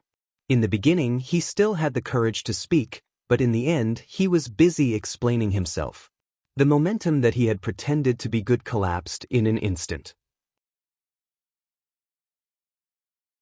So, My daughter and I almost had a car accident, and this was also caused by you? Poplar Fruit's eyes were spurting flames of anger. He stepped forward and asked. He didn't like to lose his temper, but Kiki was his reverse scale. Poplar Fruit knew how dangerous the situation was just now. If it weren't for the excellent protective performance of the Land Rover and his driving speed, he and Kiki would have really had an accident just now. Poplar Fruit might be spared. After all, his physical fitness was there, but what about Kiki? She was still a child. Xiongjiwu was scared by Poplar Fruit and took 2 more steps back. From the beginning, he kept retreating, and he almost retreated from one side of the road to the other side. When Xiongjiwu heard Poplar Fruit's reproach, a trace of regret flashed in his eyes. His conscience was being dissected piece by Xiao Dao. However, he couldn't retreat anymore, and he couldn't be afraid anymore. Holding the big wooden stick in his hand, which seemed to be the source of his strength, Xiongjiwu once again gathered his courage. He took a step forward, keeping a certain distance from Poplar Fruit, and then pointed the wooden stick at Poplar Fruit's nose from a distance. Cut the crap! Xiongjiwu's voice was a little strong. He shouted with difficulty, I am a robber. You give me the money. If there were other road robbers in this world, they would definitely slap this guy to death without hesitation. He was such a disgrace to the road robbers.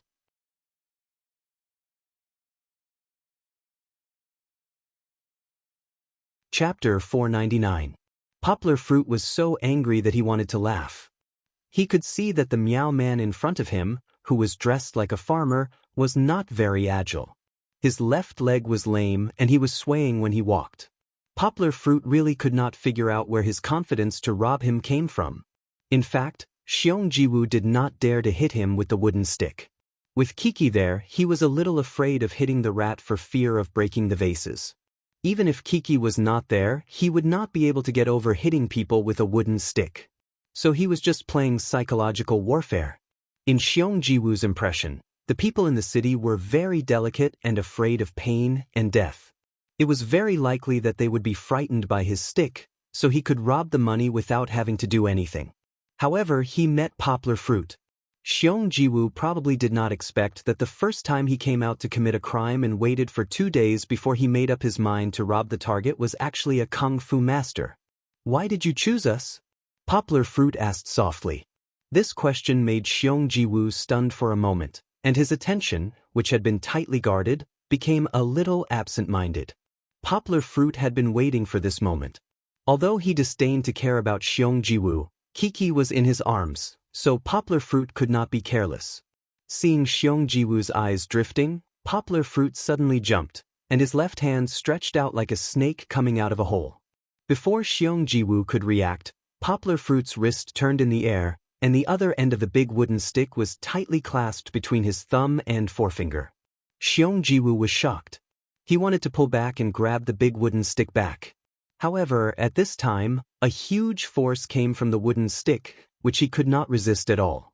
Instead, Xiongjiwu's body was pulled by the wooden stick, and he staggered a few steps forward.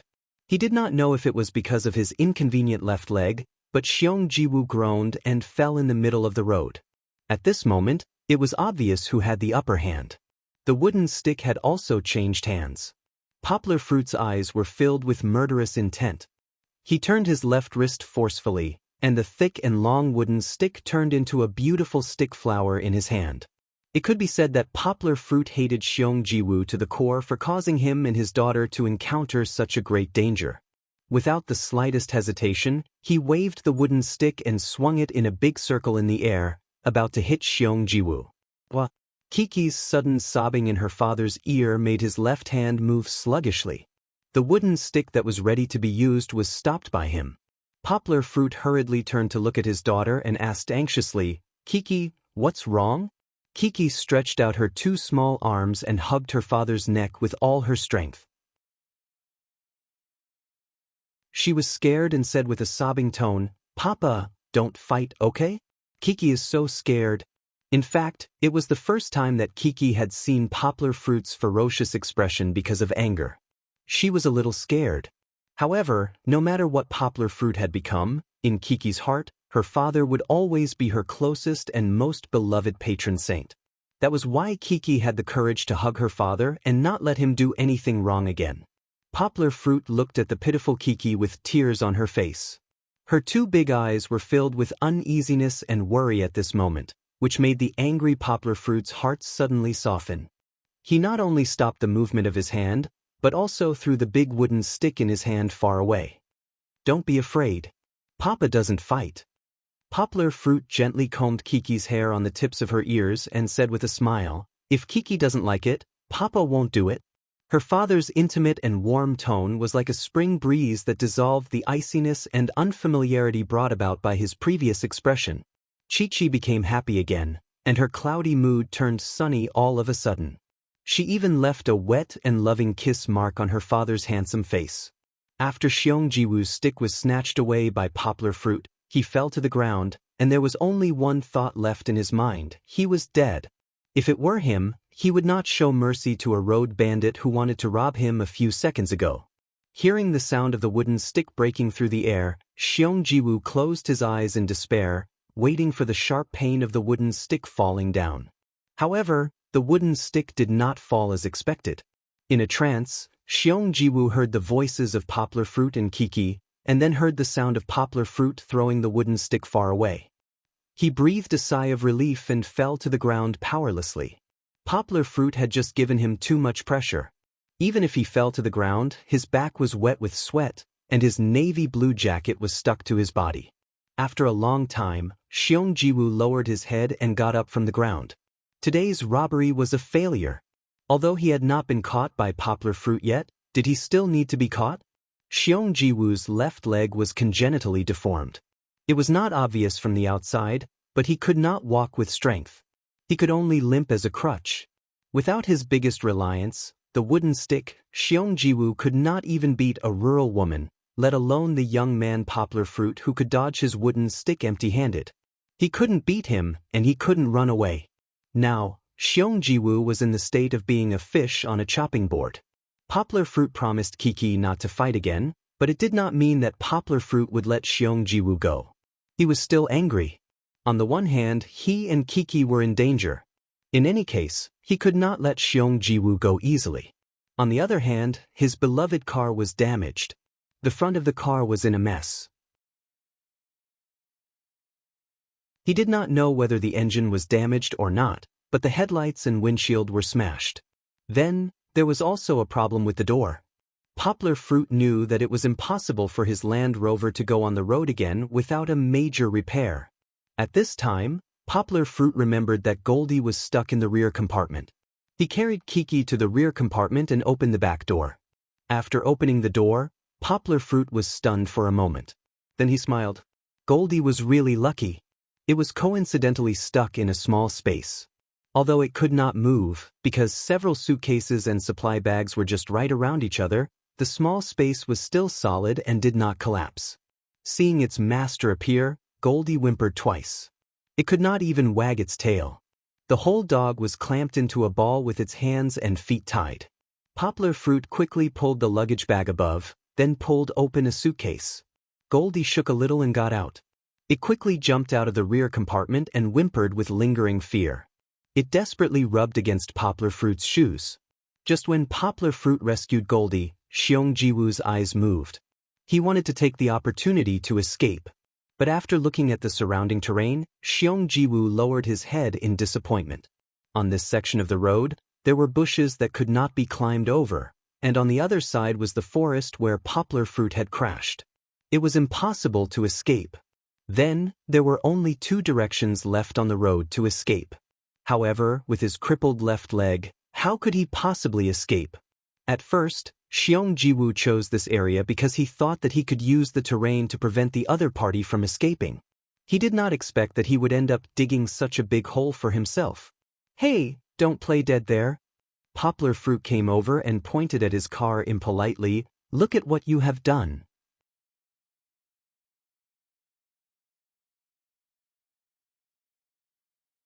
Chapter 500.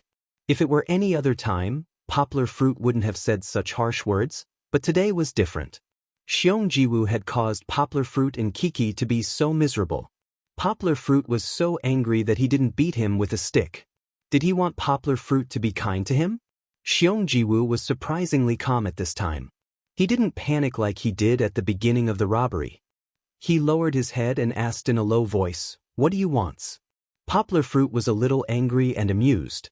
He pointed to the Land Rover behind him, which could no longer be driven, and said, "What do you want? You've ruined my car. What do you think?" Xiong Jiwoo didn't answer. Poplar Fruit paused for a while, then took out his mobile phone and said angrily, "You don't want to talk, right? Then call the police. The police will deal with it as they will. You have to pay as much as you need to." "I don't have any money." Xiong Jiwoo raised his head and said with a frustrated look. Poplar Fruit saw that there was still no signal on his mobile phone. He put down his hand again and sneered, "No money? Tell your family to bring money in exchange for you." Xiong Jiwoo raised his head and looked at Poplar Fruit. He took a deep breath, but he also knew in his heart that it was impossible to resist Poplar Fruit. Xiong Jiwoo struggled for a while before he finally smiled sadly and said, "Don't harass my family. I'll take responsibility for what I did." "What responsibility? What responsibility do you have?" Speaking of this, Poplar Fruit was so angry that he kicked a small stone on the ground and said angrily, "As long as you don't harass my family, I'll do whatever you want." Xiong Jiwoo staggered to his feet. His legs were weak, but he still straightened his back.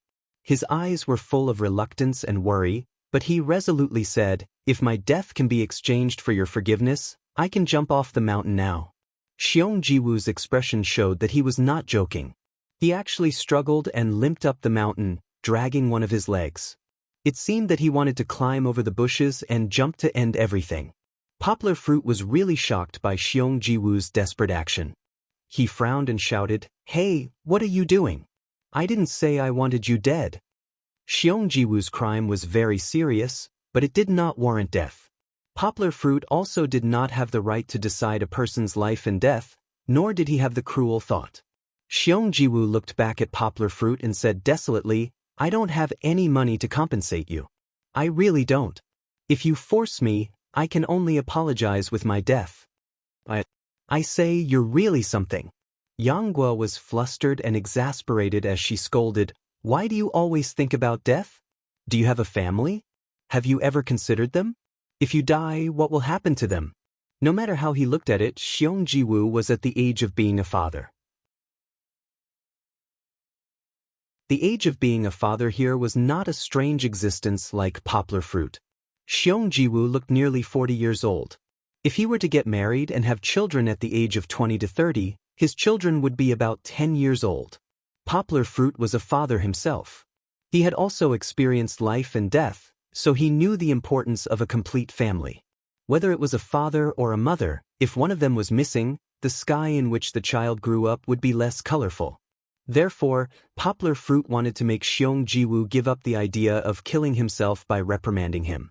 However, he did not expect that his words would completely hit Xiong Jiwoo's disheartened heart. Wah! Under Poplar Fruit's stunned gaze, Xiong Jiwoo fell to the ground like a child and cried bitterly. "Hey, no, I didn't mean that." Poplar Fruit was at a loss for what to do with a crying girl, let alone a man in front of him. However, Xiong Jiwoo did not care about his identity as a man who did not cry easily. He cried louder and louder, as if the grievances and helplessness that he had suppressed for a long time had completely broken out at this moment. His voice was so miserable that it made people feel sad.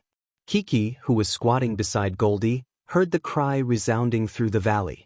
The kind little girl's eyes also turned red. She trotted to her father. After Poplar Fruit picked her up, Kiki asked with tears of compassion, "Papa, why is Uncle crying?" Poplar Fruit could not answer this question. He hesitated for a moment and said, "Maybe this uncle is sad about something." As the saying went, a man does not cry easily, only because he has not been sad. Hearing Xiong Jiwoo cry so sadly, Poplar Fruit also felt sad and felt bad. He always felt as if he had done something bad. Poplar Fruit finally could not help saying loudly, "You don't have to pay for it, okay? Don't cry." "Really, are you still a man?" To be honest, Poplar Fruit did not care much about the money for repairing the car.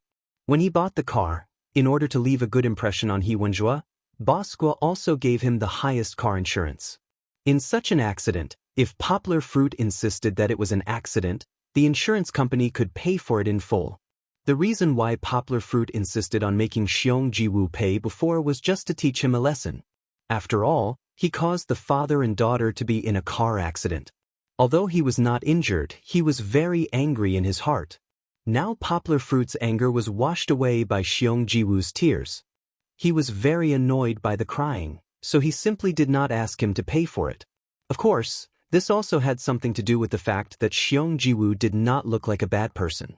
If Xiong Jiwoo was a vicious person who often did this kind of thing, Poplar Fruit would not only ask him to pay, but also call the police and put him in jail. Yanggua's words didn't make Xiong Jiwoo feel happy. His mood was still heavy. Although his crying gradually stopped, his expression was still depressed, and his depressed appearance didn't reduce at all. "I don't think you often do this kind of thing, do you?" Poplar Fruit frowned and asked as he remembered Xiong Jiwoo's timid look when he waved the wooden stick before. "First time?" Xiong Jiwoo lowered his head and said in a hoarse voice. "I bumped into him the first time." Poplar Fruit shook his head and smiled helplessly. "I really don't know if I should say that it's my misfortune or your fortune. It's because you met me." Yanggua pointed at her own nose and said, "If it were another driver with your 3 axes, they would have already been beaten to death." Xiong Jiwoo lowered his head and said nothing. He knew what Poplar Fruit meant. His left leg was not flexible, and his body was not strong enough due to the lack of nutrition since he was a child. In the past, anyone in the village could bully him, let alone the drivers outside. "You used to be a farmer, right?" Poplar Fruit asked. "Yes," Xiong Jiwoo replied in a low voice. "I say, you were doing well as a farmer. Why did you become a road bandit?" Poplar Fruit patted the ground on the road and said angrily, "If you could have lived a dutiful life, why did you have to take risks? Aren't you afraid of being caught?"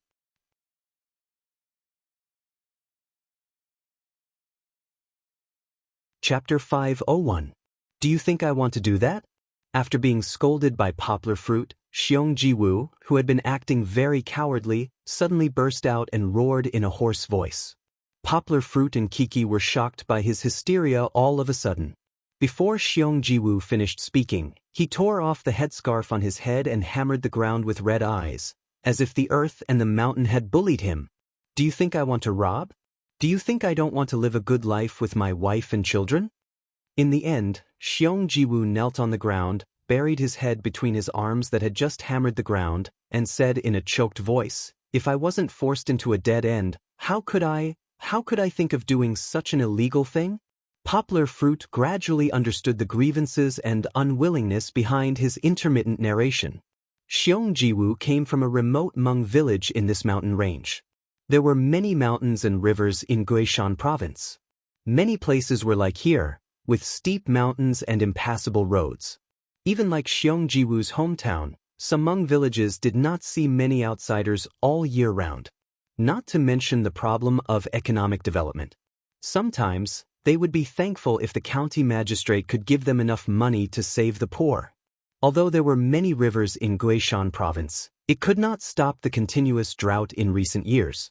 The young and strong people in the Hmong village found that the several acres of terraced fields at home could not get enough food and clothing, so they went out to work. They could only come back once or twice a year, but they were very satisfied if they could earn enough money for their whole family. Xiong Jiwoo was physically disabled, so he could not compare with others in farming. After the climate became dry, his income plummeted. In order to make a living, Xiong Jiwoo once followed the young men in the village to work in Guangdong province. However, the biggest problem he faced was his disabled left leg. No one was willing to hire a migrant worker with physical disability. Even the cheapest restaurant dishwasher was a nimble auntie. After spending all his money, Xiong Jiwoo slept on the bridge and picked up garbage. In the end, he was caught by the urban management and locked up for a few days. Xiong Jiwoo went out full of hope, but came back dejectedly. In such a big city, there was no place for him to stay. After he came back, the situation did not improve much. His wife, who had always been tolerant of him, had recently fallen seriously ill. Although it was not a terminal illness, This kind of gynecological disease would really become a terminal illness if it dragged on. His wife was sick in bed. Xiong Jiwoo emptied all the savings at home, but it was not even half of the medical expenses. Moreover, there was another problem in front of Xiong Jiwoo. His eldest daughter, Xiong Xiaolin, had scored an unexpectedly high score in the junior high exam this year. In other words, she could enter the best junior high school in the county after a month. After Xiong Jiwoo received the news, he was both happy and worried, and even more worried. He was happy that his daughter was successful. For so many years, there were so many children in the village, but only a few could be admitted into the junior high school in the county. If they couldn't get into the junior high school in the county, it meant that they couldn't study. Xiong Xiaolin was the first child in the village to get into the best junior high school in the county. After bumping into a wall in a big city for a year, Xiong Jiwoo's horizons had been broadened a lot. Moreover, he deeply understood a truth. For farmers in remote areas like them who had no foundation, studying was the only way out. It was because he had no skills, no body, and even his cultural level had only reached the point where he could recognize words clearly. Therefore, it was difficult for him to move around in a big city. Xiong Xiaolin's future would definitely be bright if she could enter the best junior high school in the county. Xiong Jiwoo was very clear about this, so he was very happy. However, studying also cost money. According to the current situation of the Xiong family, the family's money was just enough for Xiong Xiaolin's tuition and miscellaneous expenses, compulsory education, for a year. Apart from this, Xiong Jiwoo could no longer squeeze out a little living expenses. Xiong Xiaolin could only scrimp and save, waiting for her father to send new money every month. If it weren't for his wife, even if Xiong Jiwoo gritted his teeth and ran back to the big city to clean the shoes of the big men in the nightclub, he would definitely do his best to cultivate his daughter. However, who knew that less than 2 days after Xiong Xiaolin received the notice, his wife suddenly fell ill. After the results of the examination, Xiong Jiwoo's hair turned white almost overnight. His black and white hair looked as if he had aged 20 years. Xiong Jiwoo felt so worried that his head hurt.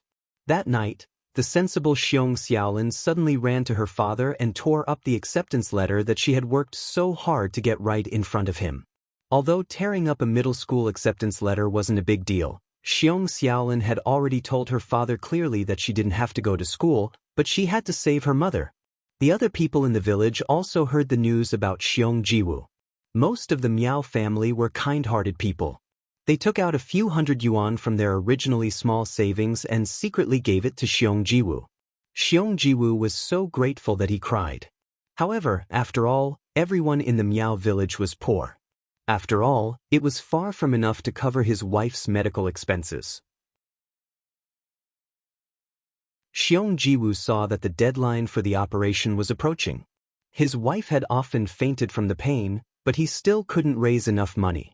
His wife had asked Xiong Jiwoo to give up many times. Although they had been together for more than 10 years, Xiong Jiwoo and his wife lived a tight life.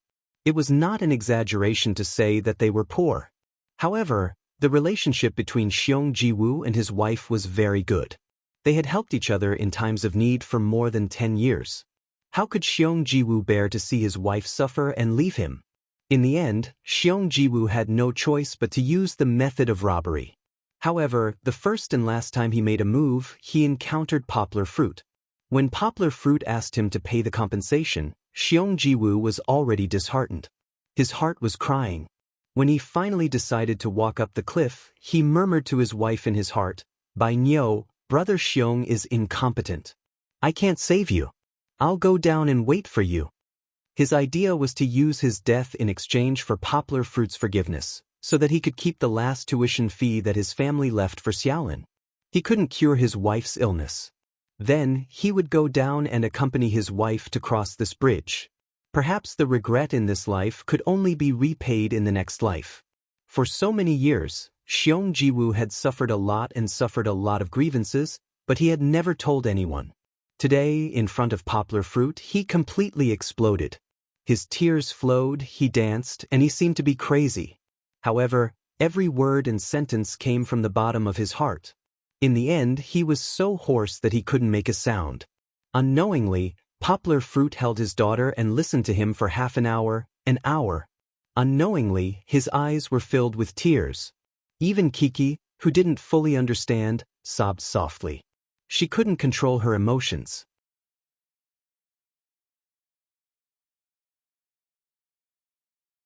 Chapter 502. After Xiong Jiwu finished speaking, he fell into silence, and Poplar Fruit did not know how to comfort him.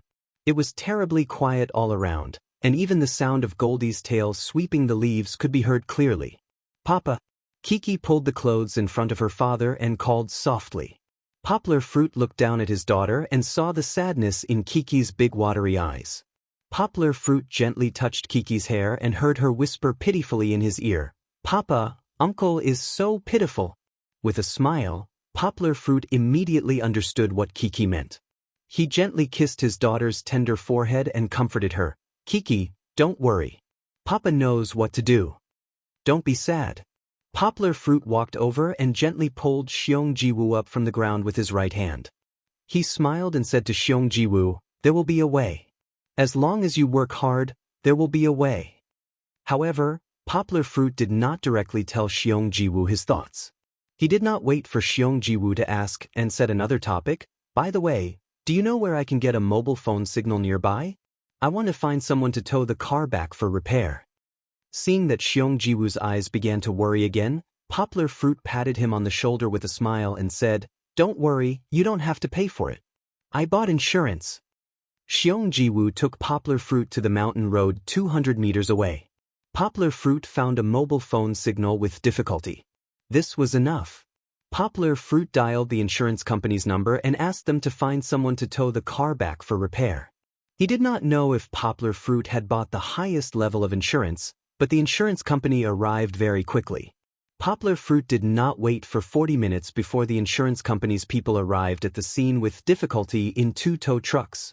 Poplar Fruit packed up his belongings and instructed the insurance company to tow his beloved car away.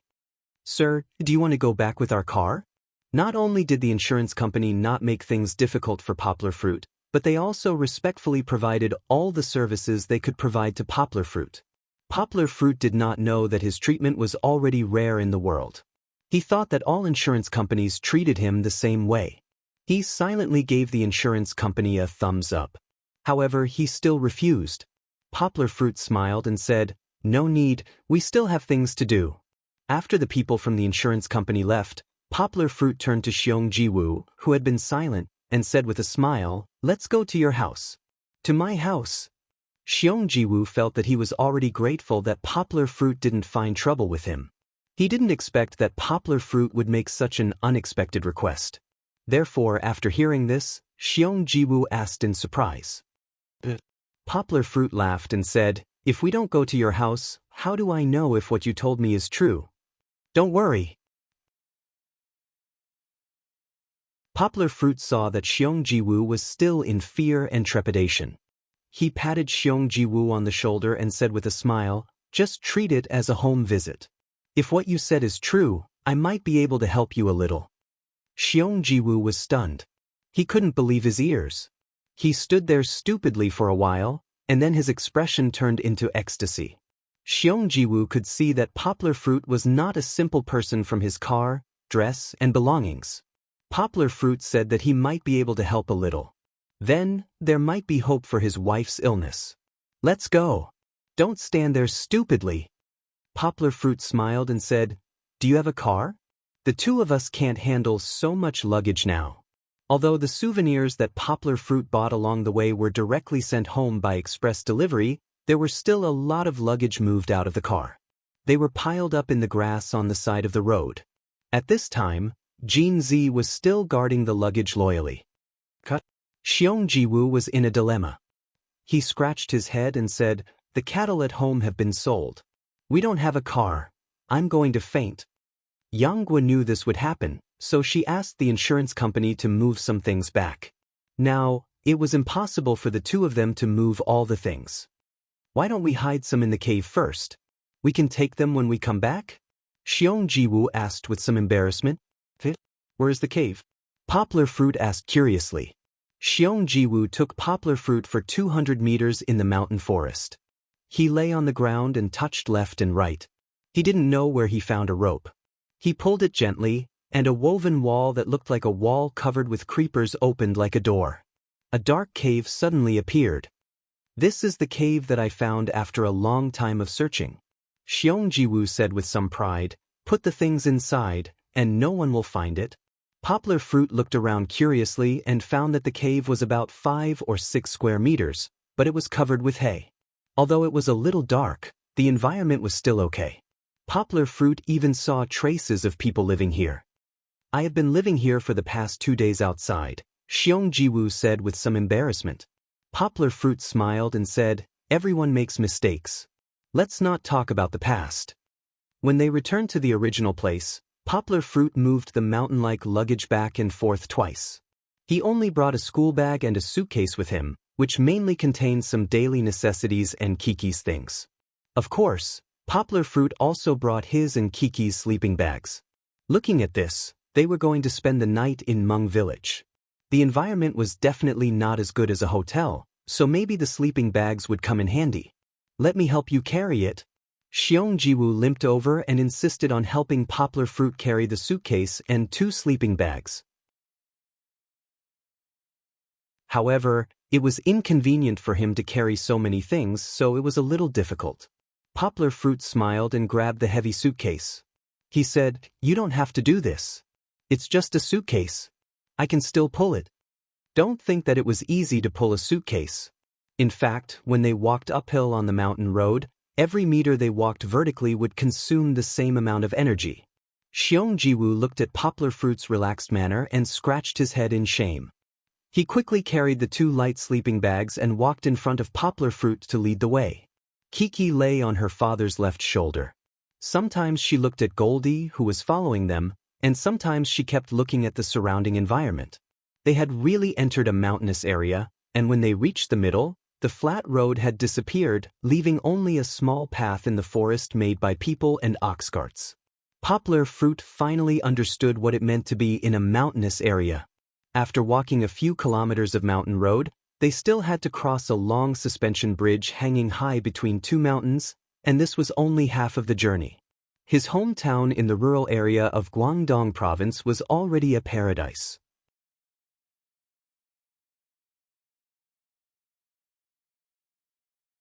Chapter 503. After leaving the highway, Poplar Fruit followed Xiong and walked for more than an hour on the mountain road before they arrived at the Hmong village where he was. It was not just a matter of time, but also the hardships of trekking through mountains and rivers. Those who had not experienced it could not imagine it. Especially the hanging bridge in the middle, which was hundreds of meters high in the air. They might fall off the cliff if they took a wrong step. Poplar Fruit hugged Kiki tightly with one hand and pulled the iron chain with the other hand to walk over. Xiong had to go back and forth 3 times to carry the luggage, while Gold was curled up in Poplar Fruit's school bag and did not dare to move. The Hmong village was hidden deep in the mountains. It was said that the Hmong people settled here to escape the war, but now it had become their shackles. On the one hand, it was their homeland, the foundation of their ancestors, which was impossible to give up. On the other hand, it was too remote and could not obtain the conditions to live in the modern world. The only thing that could connect the Hmong village with the modern world was that it had electricity and phones. Some of their relatives who worked outside brought back cheap functional phones. However, this place seemed to be decades behind. There was not even a TV, let alone a computer. Poplar Fruit followed Xiong through the middle of the village and found that most of the people he could see were old people, women, and children. However, he felt relieved after thinking about it for a while. Xiong had a good interpersonal relationship in the village. His neighbors greeted him again, and Poplar Fruit nodded to them with a smile. However, most of the Hmong people looked at him with strange and fresh eyes. Xiong was worried that Poplar Fruit would feel uncomfortable, so he apologized to Poplar Fruit. "There are very few outsiders here, so they look at you like that?" Poplar Fruit smiled and waved his hand, indicating that he did not care. When they were about to reach his home, Xiong expression became eager. He kept looking into the distance, wanting to see the familiar figures of his family. "Uncle Jiwoo, have you found the money?" At this time, Xiong met an acquaintance from the same clan. It was his niece of the same age but different generation. When she saw Xiong Jiwoo coming back, she rushed to the window with the child in her arms and asked in a rough voice. "Not yet, but I may have met a benefactor. Maybe there is a way." Xiong Jiwoo said without any sadness or joy. They were speaking in Miao language. Poplar Fruit had never learned it before, so of course, he couldn't understand. "Let's do it, Dad." Xiong Jiwoo's door suddenly opened, and a voice as clear as a lark's came out. Xiong Jiwoo didn't know if that person had heard his voice. Poplar Fruit looked up and saw a small but beautiful my daughter jumping out of the door and pouncing on Xiong Jiwoo with a worried look. The little girl looked like she was only 12 or 13 years old, but the burden of life had made her every move look like a mature little adult. This should be the most outstanding daughter in Xiong Jiwoo's heart, Xiong Xiaolin. Xiong Jiwoo went out this time and experienced a lot. When he saw his daughter, his tears almost burst out again. But in front of his daughter, he had to show a stable posture of being the family's pillar. Therefore, he just carried Poplar Fruit's sleeping bag, held his daughter's head with one hand, and then took a deep breath to calm his surging mood.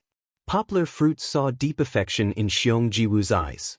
Although Xiong Jiwoo didn't know how to express it, Poplar Fruit, who was also a father of a girl, knew that it was love. After waiting for a while with a smile, Yanghua saw that Xiong Jiwoo turned his head and pulled his daughter to introduce her to them. "Yanghua, this is my eldest daughter, Xiong Xiaolin, whom I told you about before." They learned each other's names on the way here. "Xiaolin, this is Uncle Poplar Fruit. Quickly call him Uncle." At first, Xiong Xiaolin was a little vigilant when she saw Poplar Fruit. Although she was young, she knew a lot of things. She had seen too many families in her village or other nearby Miao villages that had to marry their daughters to others in exchange for rich betrothal gifts because their families were poor.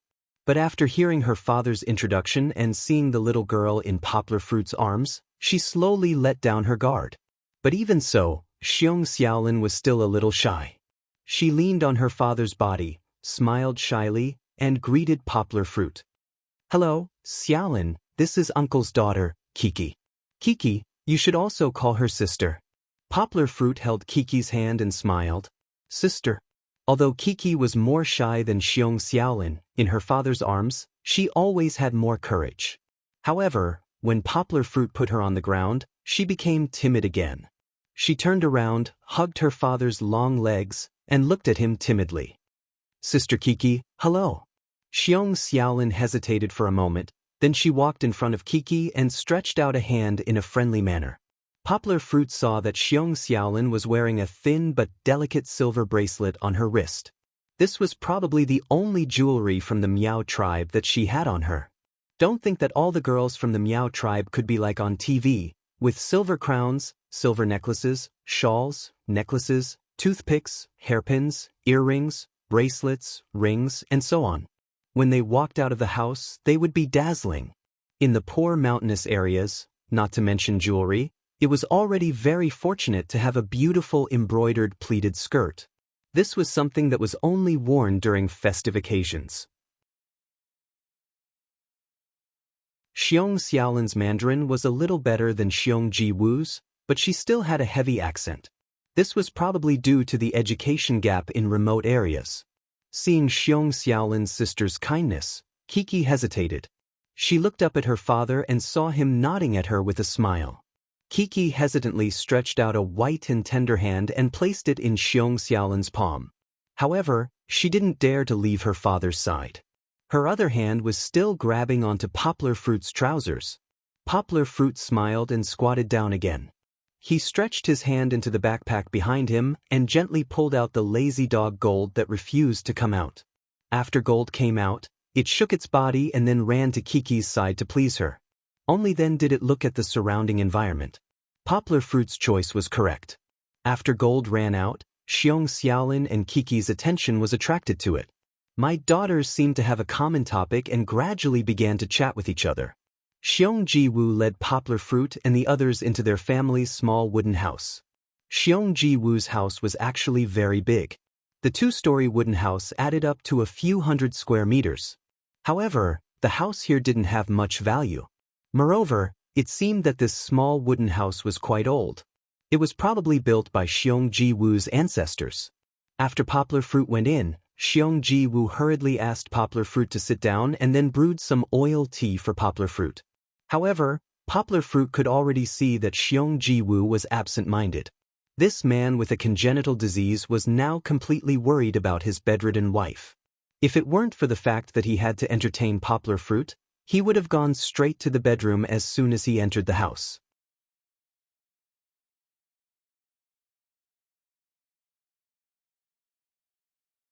Chapter 504.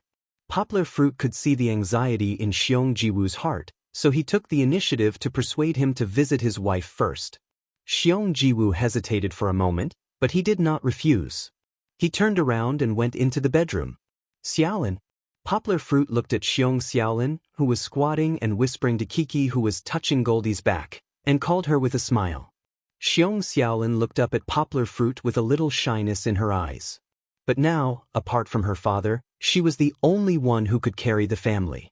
So when she heard Poplar Fruit's call, she stood up timidly, but summoned up the courage to ask, "Uncle Poplar Fruit, do you want to drink water?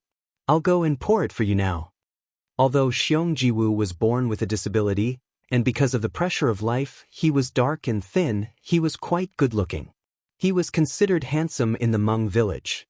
Xiong Xiaolin, on the other hand, had inherited Xiong Ji-woo's delicate and pretty facial features. Although she was young, she was like an orchid in the deep mountains. If not for the shabby clothes on her body, she would definitely be a little beauty. Poplar Fruit valued Xiong Xiaolin's eyes the most.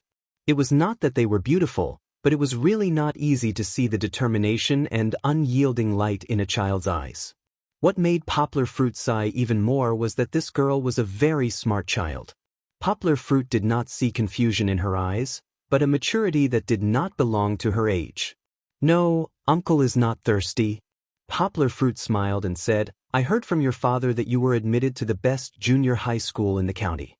Can you tell Uncle why you don't want to go to school?" "Mom is sick, and I want to leave money for her treatment," Xiong Xiaolin said in a neither servile nor overbearing manner. Yang Guo was very surprised. From Xiong Xiaolin's voice, he didn't hear any grievances, nor did he hear any dissatisfaction. Could it be that she really didn't want to give up her future? Then what do you want to do in the future? What if you don't study? Poplar Fruit asked. "I think I should go out to work." Xiong Xiaolin looked down at her toes and whispered, "My brother has to go to school, and my mother has to recuperate. I have to help my father make money." What a sensible child! Poplar Fruit was shocked. He hesitated for a moment and asked, "But you're only 12 or 13 years old. You're not old enough to work. They don't want child labor." "I'm already 14, almost 15. Xiong Xiaolin raised her head and looked at Poplar Fruit stubbornly. "Moreover, I'm tall. If you tell them that I'm an adult, they'll want me." Many brothers and sisters in the village went out early. Poplar Fruit scratched his head and said, "Wait a minute, there are a lot of questions. Let's go through them one by one. You said you're almost 15 years old? How could this be? How come you just graduated from primary school when you're only 15? After a moment of silence, Xiong Xiaolin said, "I studied for 8 years in primary school." Poplar Fruit finally understood the reason behind this from Xiong Xiaolin's explanation. It turned out that the village was too far away from the nearby towns. It would take half a day to walk to the road outside. The people in the village did not have a car, and they were reluctant to spend money to take a bus. It would take at least a day to walk to the town. The children in the village were all poor. It was impossible for them to afford to send them to the primary school in the town. Therefore, their only hope of studying was in their own primary school in the Hmong village. Speaking of which, the village where the 5 families of Xiongji lived was the closest to the outside world. It was close to the mountains, so the town set up a primary school there and sent a few teachers to teach there. The children in the other villages even had to walk for 2 hours on the mountain road to go to school. Although there were only a few teachers, the village was too remote and difficult. Year after year, the number of teachers decreased. Those who had connections had left, and the teachers outside did not dare to come over after hearing about it. They came to the remote mountainous area to teach. The salary was low, and they were not part of the normal teacher system. They could only be private teachers. It was extremely difficult to solve the problem. The village had reported to the last remaining teacher several times, but it was still not solved. Who would dare to come over? Therefore, Xiong Xiaolin studied for 8 years. The first 2 years were taught by 2 teachers. For the next 2 years, only the old teacher was left. In the next 2 years, the old teacher suffered from a serious liver disease, so he retired early and went back to the city to treat his illness. During these 2 years of recuperation, the primary school in the Hmong village no longer had any teachers. The primary school in the Hmong village was in a state of emptiness. All the children did not study and could only help their families. After 2 years, the village chief in the village felt that this was not a solution. He went to the city to find the old teacher to help him think of a solution. At that time, the retired old teacher was already a model worker in the county. For the sake of the Hmong village, he ran around the county and the city several times. However, there was still no news from the future teacher. This made the old teacher so worried that his hair turned white. In the end, the old teacher resolutely returned to the Hmong village and continued to teach the children. Unfortunately, after the new year, the old teacher taught for half a month before he passed away on the podium forever. On that day, white silk flowers bloomed all over the hillside. However, there was no sign of the gardener who was diligent in watering the flowers. After the old teacher left, Xiong Xiaolin, who had the best grades, continued to study with her younger brothers and sisters. A few of the children who took the primary school examination even got good results. This might be the best sacrifice for the old teacher. Hearing this, Poplar Fruit felt tears welling up in his eyes. On one hand, it was because of the old teacher who dedicated his life to educating the children in the remote mountainous area. On the other hand, it was because of these poor but strong children. Poplar Fruit and Kiki felt sad when they heard this. However, Xiong Xiaolin was very calm when she was talking about the old teacher's death. She was a little depressed. Poplar Fruit could guess that Xiong Xiaolin had experienced too many unequal lives and setbacks in life. What about the children in the village now? Are they still going to study? Poplar Fruit hesitated for a moment before he asked the question that he had already guessed the answer to. There's no more. Xiong Xiaolin shook her head. There's no teacher. The uncles and aunties have asked them to go back to help with the housework. Yes, without a teacher to teach them, the initial hope of the parents was also shattered. Instead of letting the children wander aimlessly, it was better for them to follow the old path of the adults, either farming or going out to work. Generation after generation, this was the fate of the farmers in the mountainous area. Very few could seize the opportunity and achieve success. Most people spent their lives working hard to make a living. Poplar Fruit fell into silence. Xiong Xiaolin hesitated for a moment. She reached out to Kiki, who was dressed like a little princess, and pulled her to the side to play. She did not want to disturb Poplar Fruit. However, she still did not know that Poplar Fruit might be the one who could change the course of their lives.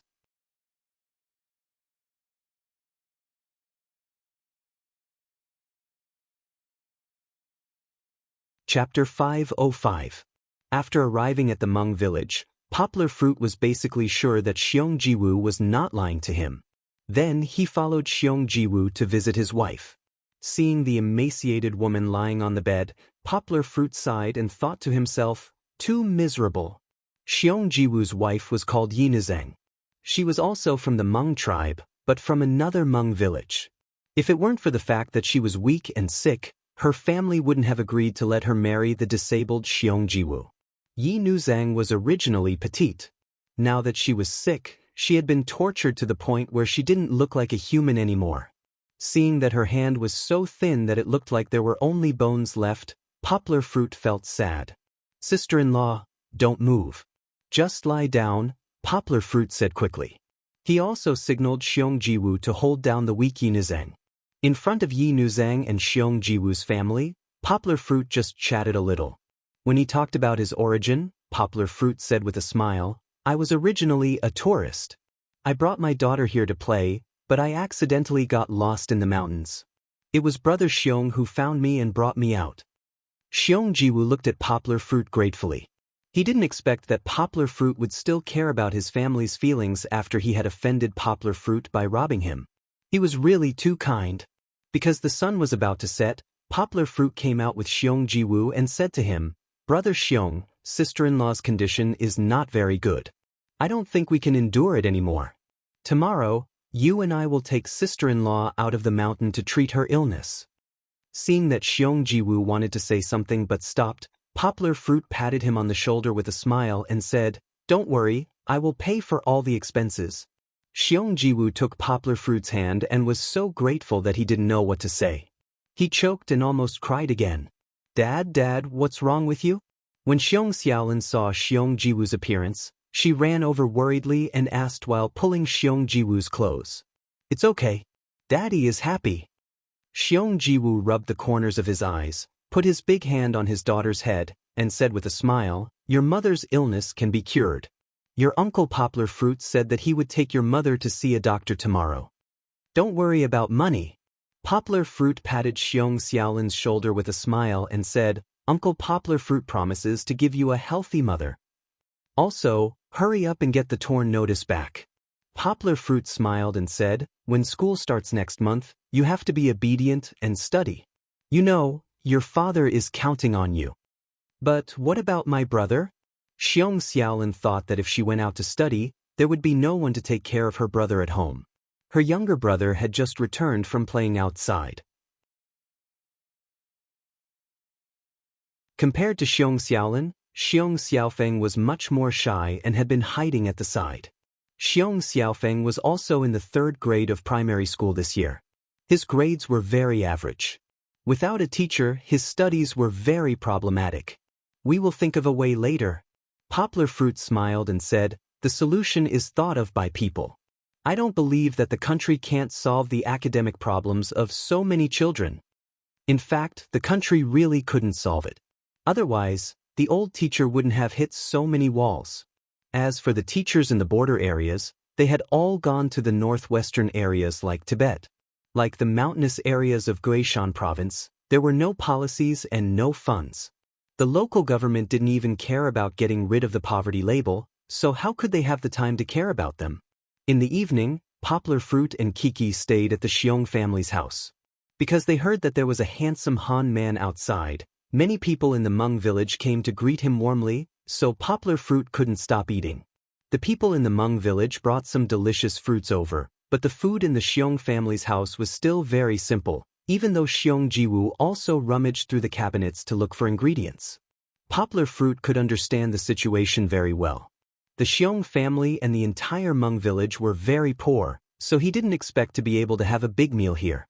"Don't bother. You can keep the chicken. When sister-in-law comes back from her treatment, you can give it to her to nourish her body." Poplar Fruit smiled and stopped Xiong Jiwoo, who was about to kill the old hen at home, and said, "Just eat something simple." After dinner, Poplar Fruit missed Fong Beibei, so he took his mobile phone to the balcony and called her. "Uncle, have you arrived in Chong City?" Fong Beibei asked with a smile when she picked up the phone. She knew that Poplar Fruit had gone the wrong way 2 days ago. "Hey, don't mention it. We have to stay in the mountains for a night." Poplar Fruit laughed.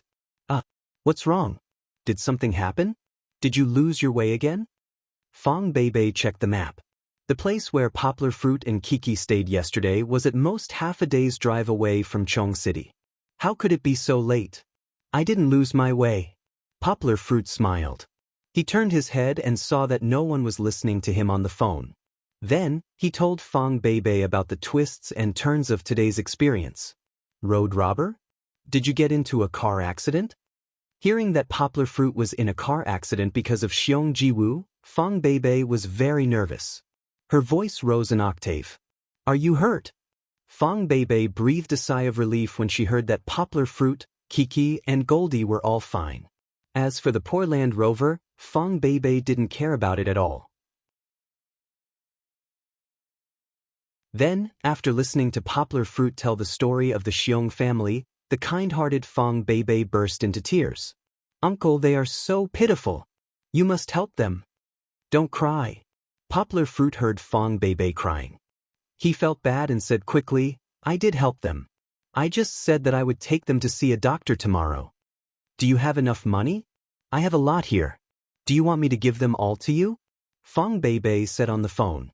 Poplar Fruit laughed and scolded her lovingly. Silly, how can I not have money? I have enough. Don't worry. It's not a terminal illness. It won't cost much. I heard from Xiong Jiwu that if it's treated in time, it won't be a big problem. You also have to be careful. You just said that you must hold the suspension bridge well. Don't try to be brave.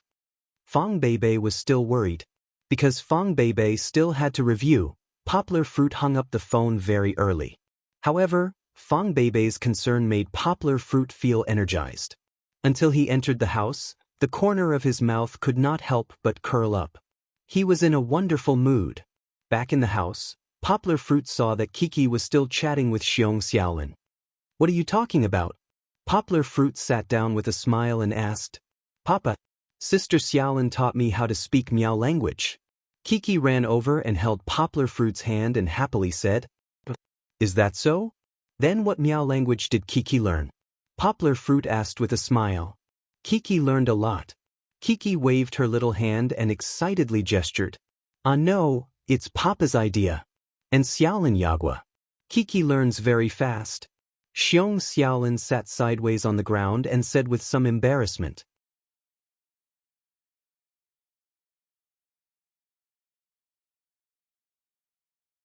Chapter 506. The next morning, Poplar Fruit woke up very early. However, because it was a relatively unfamiliar environment, Poplar Fruit did not go outside to practice martial arts. Instead, he climbed out of his sleeping bag and went to the balcony to look at the misty mountains and breathe in the fresh morning air. The first one to wake up in the Xiong family was not Xiong Jiwu, who Poplar Fruit thought, but the young Xiong siblings. Xiong Xiaofeng was dragged out of the warm bed by his sister. He rubbed his face with the cold stream water in a daze, then picked up a textbook and read with his sister. At first, Xiong Xiaofeng followed Xiong Xiaolin as she read a sentence. Poplar Fruit stood on the balcony on the second floor and listened carefully for a while. He heard Xiong Xiaofeng's impatience. However, Xiong Xiaolin was still very prestigious in front of her brother. She grabbed Xiong Xiaofeng's collar and pressed him on the stool. Xiong Xiaofeng had to read obediently.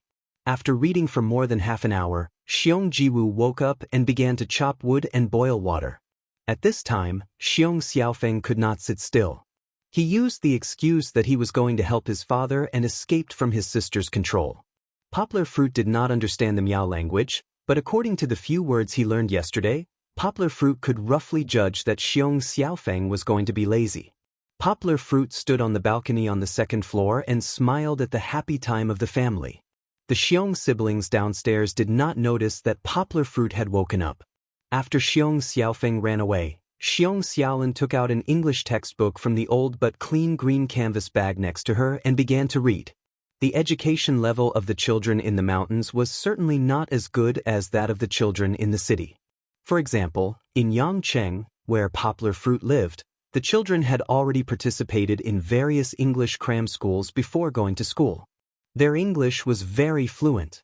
In the mountains, their English textbooks were only available in the 5th grade. Even so, many people did not know if they had the opportunity to learn a few words of English when they graduated from primary school. In this regard, the education of the children in the mountain areas was far behind. After listening for a while, Yanggua's eyebrows knitted together. He did not care much about other subjects, but English was Poplar Fruit's specialty. Poplar Fruit's ears were extremely picky when it came to English. Your pronunciation isn't accurate. Poplar Fruit gave Xiong Xiaolin's English pronunciation a big cross in his heart. How did your teacher teach you in the past? You can pronounce voiceless consonants as voiced consonants? However, thinking of the old teacher's story, Poplar Fruit fell silent again. It was already very difficult for the elderly to teach him a few sentences of English.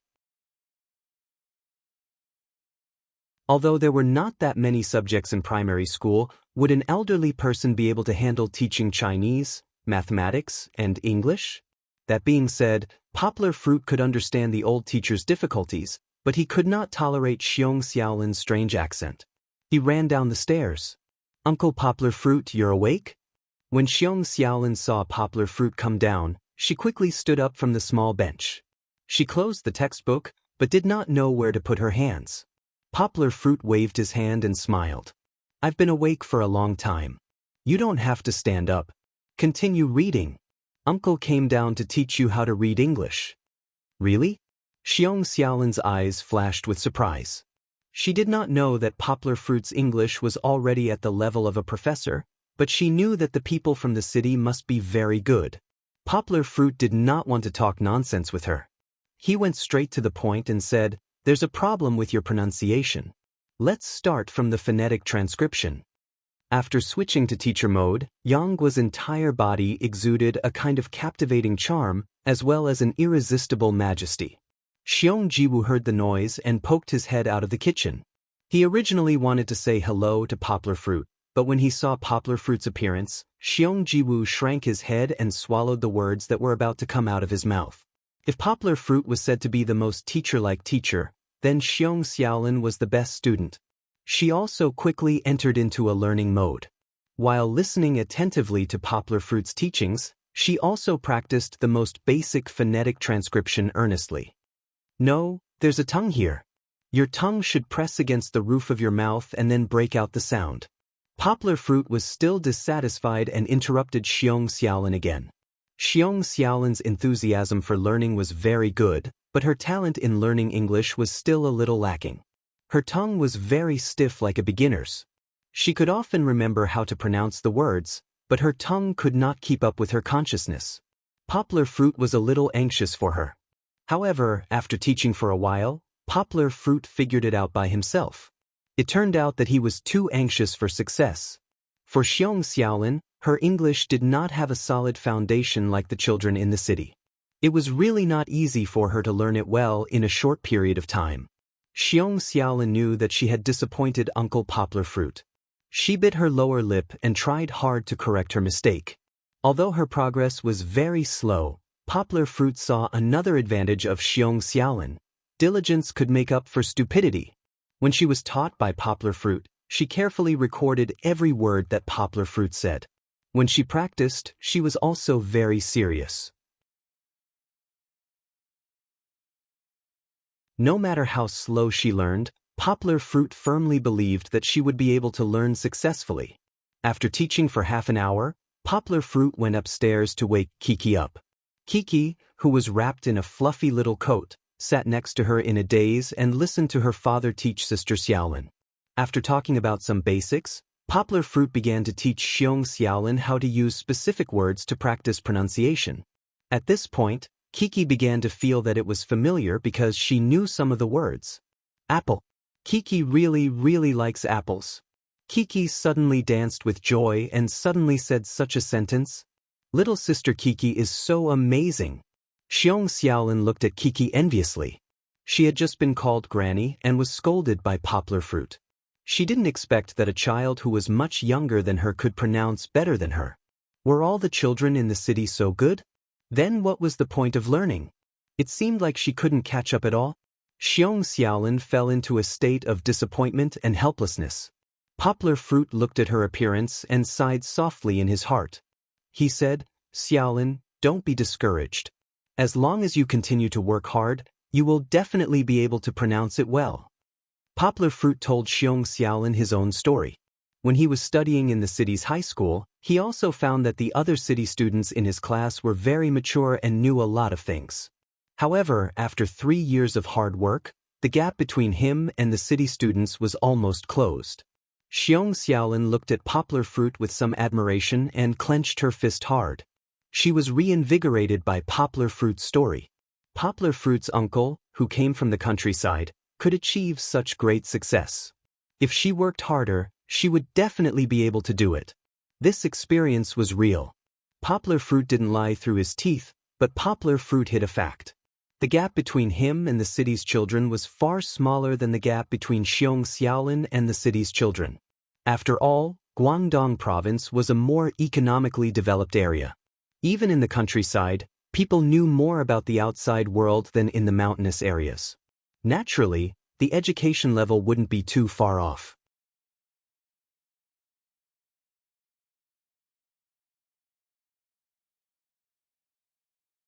Chapter 507. Before breakfast was ready, Poplar Fruit gave Xiong Xiaolin a basic English lesson. In fact, Poplar Fruit himself was a little surprised that he could teach this boring knowledge of phonetic symbols. If it was 5 years ago, when Poplar Fruit was still in college and had a lot of part-time tutoring, Poplar Fruit would never reach the level of interesting. Although Chi-Chi had been fooling around the entire time, Xiong Xiaolin was completely engrossed in the story. In the end, she kept her head down as she listened and took notes at the same time. Chi-Chi didn't even react when she poked her waist from behind. The most powerful evidence was that Xiong Xiaofeng, who had slipped into the kitchen to slack off, slowly moved back and joined them without blinking. Poplar Fruit's rich knowledge reserve and sensitive thinking were the reasons why he had made great progress in his attempt to be a teacher again. Although he didn't dare to say that a lesson could bring about tremendous progress for Xiong Xiaolin, Poplar Fruit felt that Xiong Xiaolin and the others listened with great interest, which was a great sense of accomplishment. Breakfast was very thin rice porridge with a few weed-like vegetables floating on top. Xiong Jiwu had already sprinkled some soybean oil in it, but it still didn't look appetizing. Even Poplar Fruit, who also came from the countryside, felt that the porridge was too shabby. But the Xiong family couldn't come up with anything better to entertain Poplar Fruit. Seeing that Poplar Fruit was a little hesitant, Xiong Jiwu looked at Poplar Fruit apologetically. Poplar Fruit laughed and waved at him, then picked up a bowl of porridge and took a sip. It was true that the porridge without the smell of meat didn't taste good, but the vegetables still fully embellished the taste of the porridge.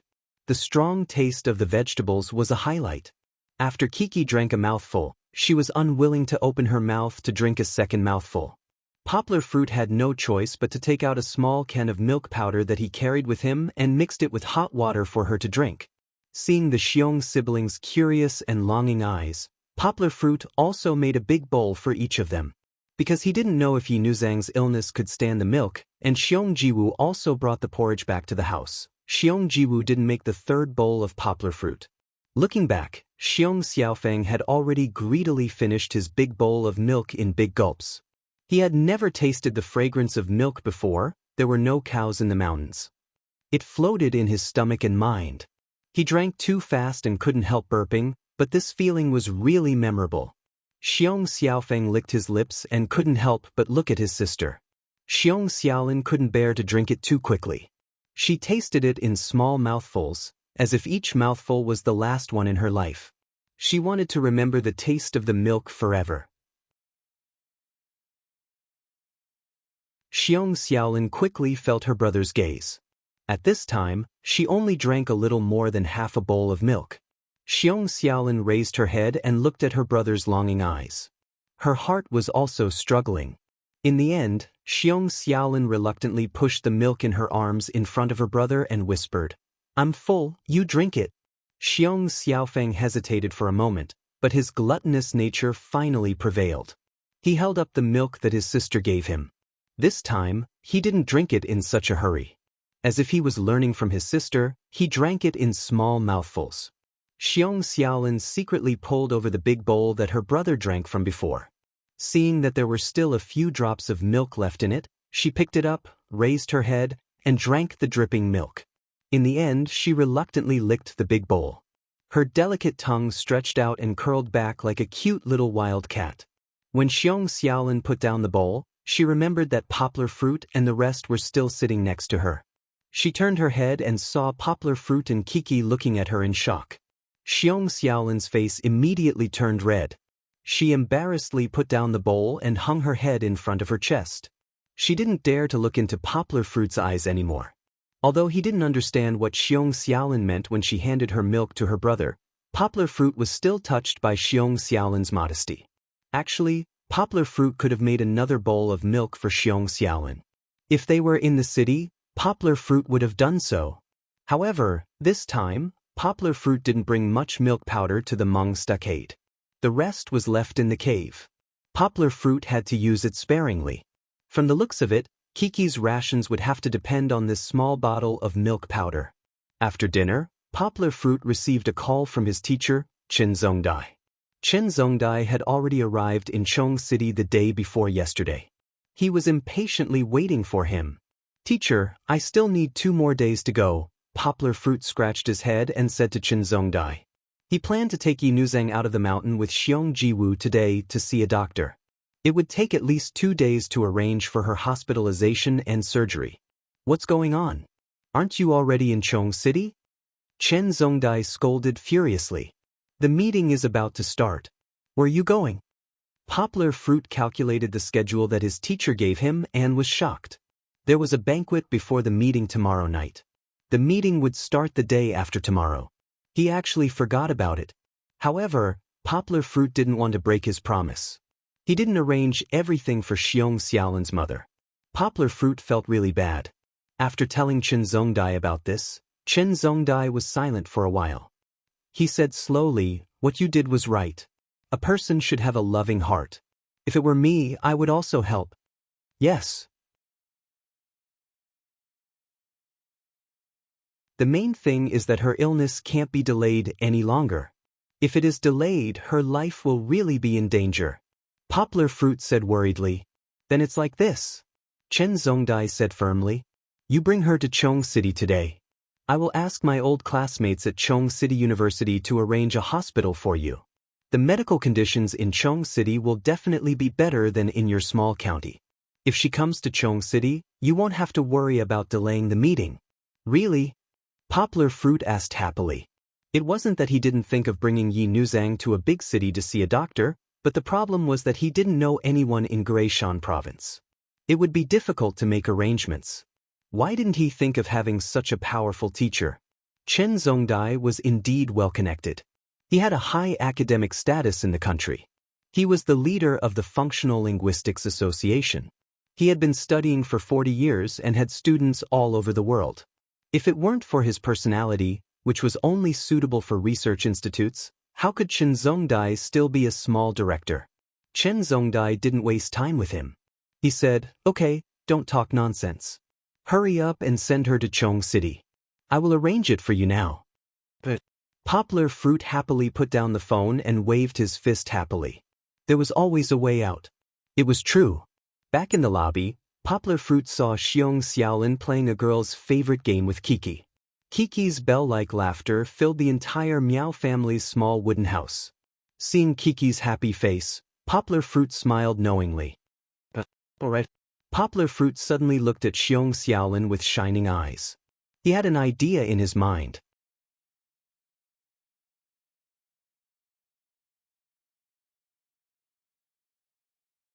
Chapter 508. He called Xiong Jiwu, who had been worried and restless for a long time over. Poplar Fruit looked at Xiong Jiwu's expectant and worried expression. He smiled and said, "Brother Xiong, let's pack up now and leave the mountain as soon as possible." Xiong Jiwu rubbed his hands on his body and quickly replied, "I have a proposal now." Poplar Fruit pulled him and said, "You two go to Chong City with me. I'll find someone to arrange for sister-in-law to be treated in a big hospital in Chong City. What do you think?" Chong City? Xiong Jiwu opened his mouth. In his mind, Chong City, a huge municipality, could be said to be an unattainable existence. He hesitated and said, That will cost a lot of money." Poplar Fruit laughed and said, "Brother Xiong, don't worry about money. I'll pay for the expenses of going to Chong City. Moreover, you know that the sooner sister-in-law's illness is treated, the better. The medical level in Chong City is definitely better than in the county. After the operation, sister-in-law can recover earlier. Isn't this less painful?" Xiong Jiwu was moved. He rubbed his hands hard and stammered, "Poplar Fruit, Brother Yang, I don't know how to thank you." Poplar Fruit patted him on the shoulder and smiled slightly. "You don't have to thank me. As long as you live a good life and take good care of your 2 children in the future, it will be fine." Xiong Jiwu nodded. He turned his head and found that Xiong Xiaolin and Xiong Xiaofeng were not in the mood to play. The 2 children were looking at him and Poplar Fruit eagerly. Last night, Xiong Jiwu secretly told them about this matter. Xiong Xiaolin and Xiong Xiaofeng, who had been thinking about their mother's illness, had been looking forward to Poplar Fruit's late arrangement for a long time. "Xiaolin," Xiong Jiwu reached out and pulled Xiong Xiaolin over. He gently patted his daughter's headscarf and said, "You heard it. Dad is going to take Mom out to treat her illness. It may take a few days before we come back. During this time, you have to help Dad take care of your brother at home, okay? Xiong Xiaolin nodded with reddened eyes. Poplar Fruit smiled and said, "No need. Xiaolin, you have to come with us to see the world." This time, Xiong Jiwu and Xiong Xiaolin both looked at Poplar Fruit in surprise. Xiong Xiaofeng muttered in a low voice, "Uncle, I also want to go to the big city to take a look." These were his heartfelt words. Xiong Xiaofeng was 8 years old this year, but he had never taken a step out of this mountain. When Poplar Fruit told his father about going to Qiqing, his heart had already drifted to the big city that he had never seen before. She heard that there were big buses there, and that the buildings there were taller than the mountains. She also heard that the brothers and sisters there had beautiful clothes to wear. Don't interrupt. Xiong Jiwu glared at his youngest son who had a bad temper. However, Poplar Fruit stopped him and said with a smile, "Little Feng, of course you're going too. Otherwise, if you're the only one at home, who will cook for you?" Then, Poplar Fruit said to Xiong Jiwu with a smile, "Brother Xiong, don't worry. Take them with you. I'll pay for all the expenses." Poplar Fruit, the expenses are too high. Xiong Jiwu shook his head and said, "2 more children means 2 more mouths to feed." Poplar Fruit said with a smile, "It's okay. It won't cost much. By the way, you don't know what I do you?" Poplar Fruit suddenly asked. Kiki knows. Kiki, who had been unable to get a word in, jumped up happily and said, "Papa is a teacher." "I'm not a teacher yet." Poplar Fruit smiled modestly and said, "I'm now a graduate student and also an interpreter." What was a graduate student? What was a translator? Xiong Jiwu nodded confusedly, but he and the 2 children didn't understand at all. Poplar Fruit knew as soon as he saw their expressions, so he had to briefly introduce them to Xiong Jiwu and the others. Oh, a college student in a university, although 1 grade higher, he was still a college student. Xiong Jiwu and the others looked at Poplar Fruit with awe. The old teacher who used to teach in the stronghold was only a high school graduate, but he was already respected by everyone. A college student was even more amazing. Actually, it's not as high as you think. If Xiaolin studies hard, she can also be admitted to a university in the future. Poplar Fruit smiled and encouraged Xiong Xiaolin. "I'm going to Chong City this time mainly to have a meeting with my teacher." Poplar Fruit said simply, "Xiaolin will accompany us and stay with us in the school's guest house. If there are no rooms, I'll book a hotel. I mainly want Xiaolin to help me take care of Kiki. If it were some other small activities, it would be fine for Poplar Fruit to bring Kiki to play. But this time, they were going to attend a seminar. The guests present were either highly respected or knowledgeable. In any case, they were all seniors in the translation field. It would be rude for Poplar Fruit to bring his daughter along. Poplar Fruit had a headache about this problem. His initial plan was to entrust Kiki to the other teachers from the school. But they might not be free, and Kiki didn't like to stay with strangers. Although Kiki was a little more sensible now and didn't insist that her father stay by her side, if she couldn't see her father and didn't have acquaintances like Bebe or Uncle Mosquito by her side, her temper would explode. Seeing that Kiki was getting along well with the mature and steady Xiong Xiaolin, Poplar Fruit had an idea. That was why he wanted to bring Xiong Xiaolin to Chong City. "Sorry, my idea may be a little selfish." Poplar Fruit smiled apologetically and said, "But I think this is a good opportunity for you, Xiaolin. You can see the study and life of a university student. I think that after you experience it, you will have a clearer understanding of your own life." "Brother Yang, what do you mean?" Xiong Jiwu rubbed his hands and said embarrassedly, "You have helped our family so much. Xiaolin should help take care of the child.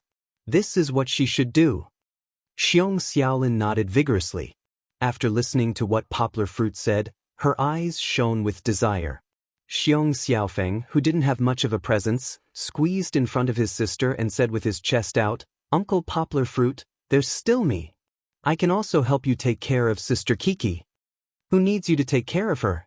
Kiki rejected him crisply. Uncle Mosquito said that girls should keep a distance from boys. As soon as these words came out, there was an awkward silence. Poplar Fruit's forehead dripped with cold sweat. He gritted his teeth at Song Jiwen, who was hiding in Yangcheng. He wanted nothing more than to grab him and beat him up. This bastard, he had led his daughter astray again. But then again, why did Kiki's arrogant tone sound so much like little Chili Chen Anlin? TSK, these two guys aren't good people.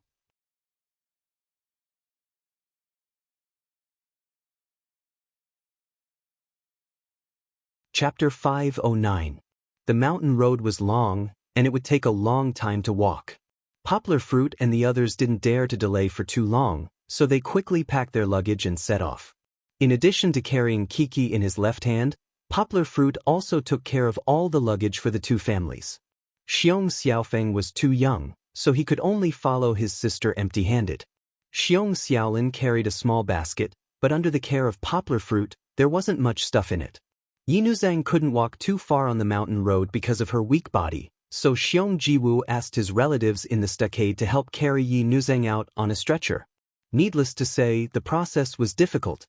The rugged mountain road and the danger of the suspension bridge seriously restricted Poplar Fruit and the others' footsteps. They set off at 9 o'clock in the morning and walked until 4 o'clock in the afternoon, when Poplar Fruit and the others arrived at the place where Poplar Fruit had crashed. Fortunately, Poplar Fruit had already expected this situation. Before he set off, he called the insurance company and asked them to help arrange a van to pick them up. The treatment of a big client was really different. Poplar Fruit's request was actually readily accepted by the insurance company. Of course, the fare was still paid by Poplar Fruit. Poplar Fruit and Xiong Jiwu moved all the luggage out of the cave and into the van. Then they all sat in the van. Naturally, the van couldn't be compared with Poplar Fruit's Land Rover. Including the driver, there were a total of 4 adults and 3 children in the van. Plus the luggage in the back. It suddenly became a little crowded. Moreover, the van was very bumpy on the mountain road. Poplar Fruit was a little worried that Yi Nuzhang couldn't stand it. Xiong Jiwu was very satisfied with such treatment. He used to walk the mountain road for a whole day on foot to go home or go out of the mountain. He didn't have the enjoyment of sitting in a van. However, for Poplar Fruit and Kiki, the van wasn't an enjoyment. In the small, airtight space, he hugged Kiki and squeezed with Xiong Xiaolin and Xiong Xiaofeng. The strange smell of leather in the car became even worse. After sitting in the van for an hour, Poplar Fruit and the others arrived at the county. Poplar Fruit immediately made the decision to switch cars. After dinner, they switched to the bus that would go straight to Zhongqing. Although it wasn't much better, at least it was more spacious and comfortable. The bus ride to Chong City took 8 hours because the first part of the road wasn't fast. They took a nap. When they reached Great City, the sky was still shrouded in darkness. The Xiong family members, who were used to waking up early, wiped their faces and jumped out of the car energetically. However, it wasn't even 5 in the morning, and the city was still asleep. Walking out of the station, the street lamps were shrouded in fog. The dim light of the street lamps did not extend too far on the quiet street. The shops along the street were closed, and even the breakfast shops were locked. Other than the same batch of passengers who had just alighted, there were a few scattered taxis on the other side of the street. Poplar Fruit couldn't see any signs of human habitation. However, all this didn't stop Xiong Xiaofeng from sighing. What a big road! Xiong Xiaofeng was so excited that he couldn't fall asleep that night. When they arrived at Great City, although his eyelids were fighting, he forced himself to stay awake. He ran and skipped to the front, looking up and down at the city that was as huge as a prehistoric beast. His sister, Xiong Xiaolin, had never been to a big city before, but she didn't run around making a fuss. Instead, she was very sensible and helped her father support her mother. Although her thin shoulders couldn't support the entire Xiong family, her maturity and understanding touched Poplar Fruit. As they had arrived too early, it wasn't convenient for Poplar Fruit to ask the teacher to wake up from her sleep to fetch him. He carried Kiki, who was still sleeping on his chest, to the street and called for 2 taxis.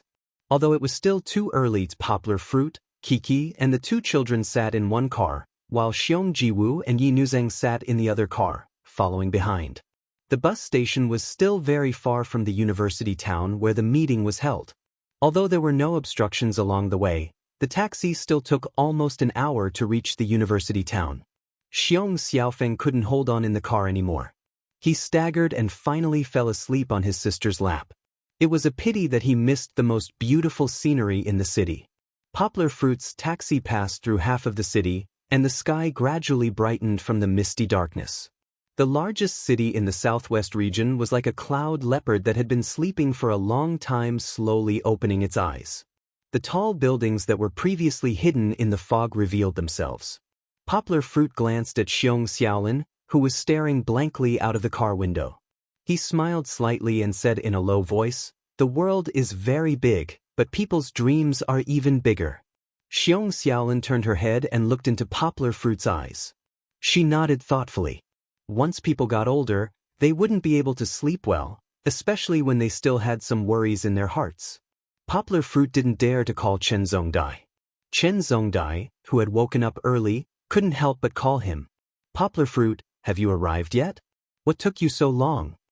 "I'm here." Poplar Fruit scratched his head and said, "I thought you were still resting, so I didn't dare to disturb you." "Where you now? I'll get someone to pick you up."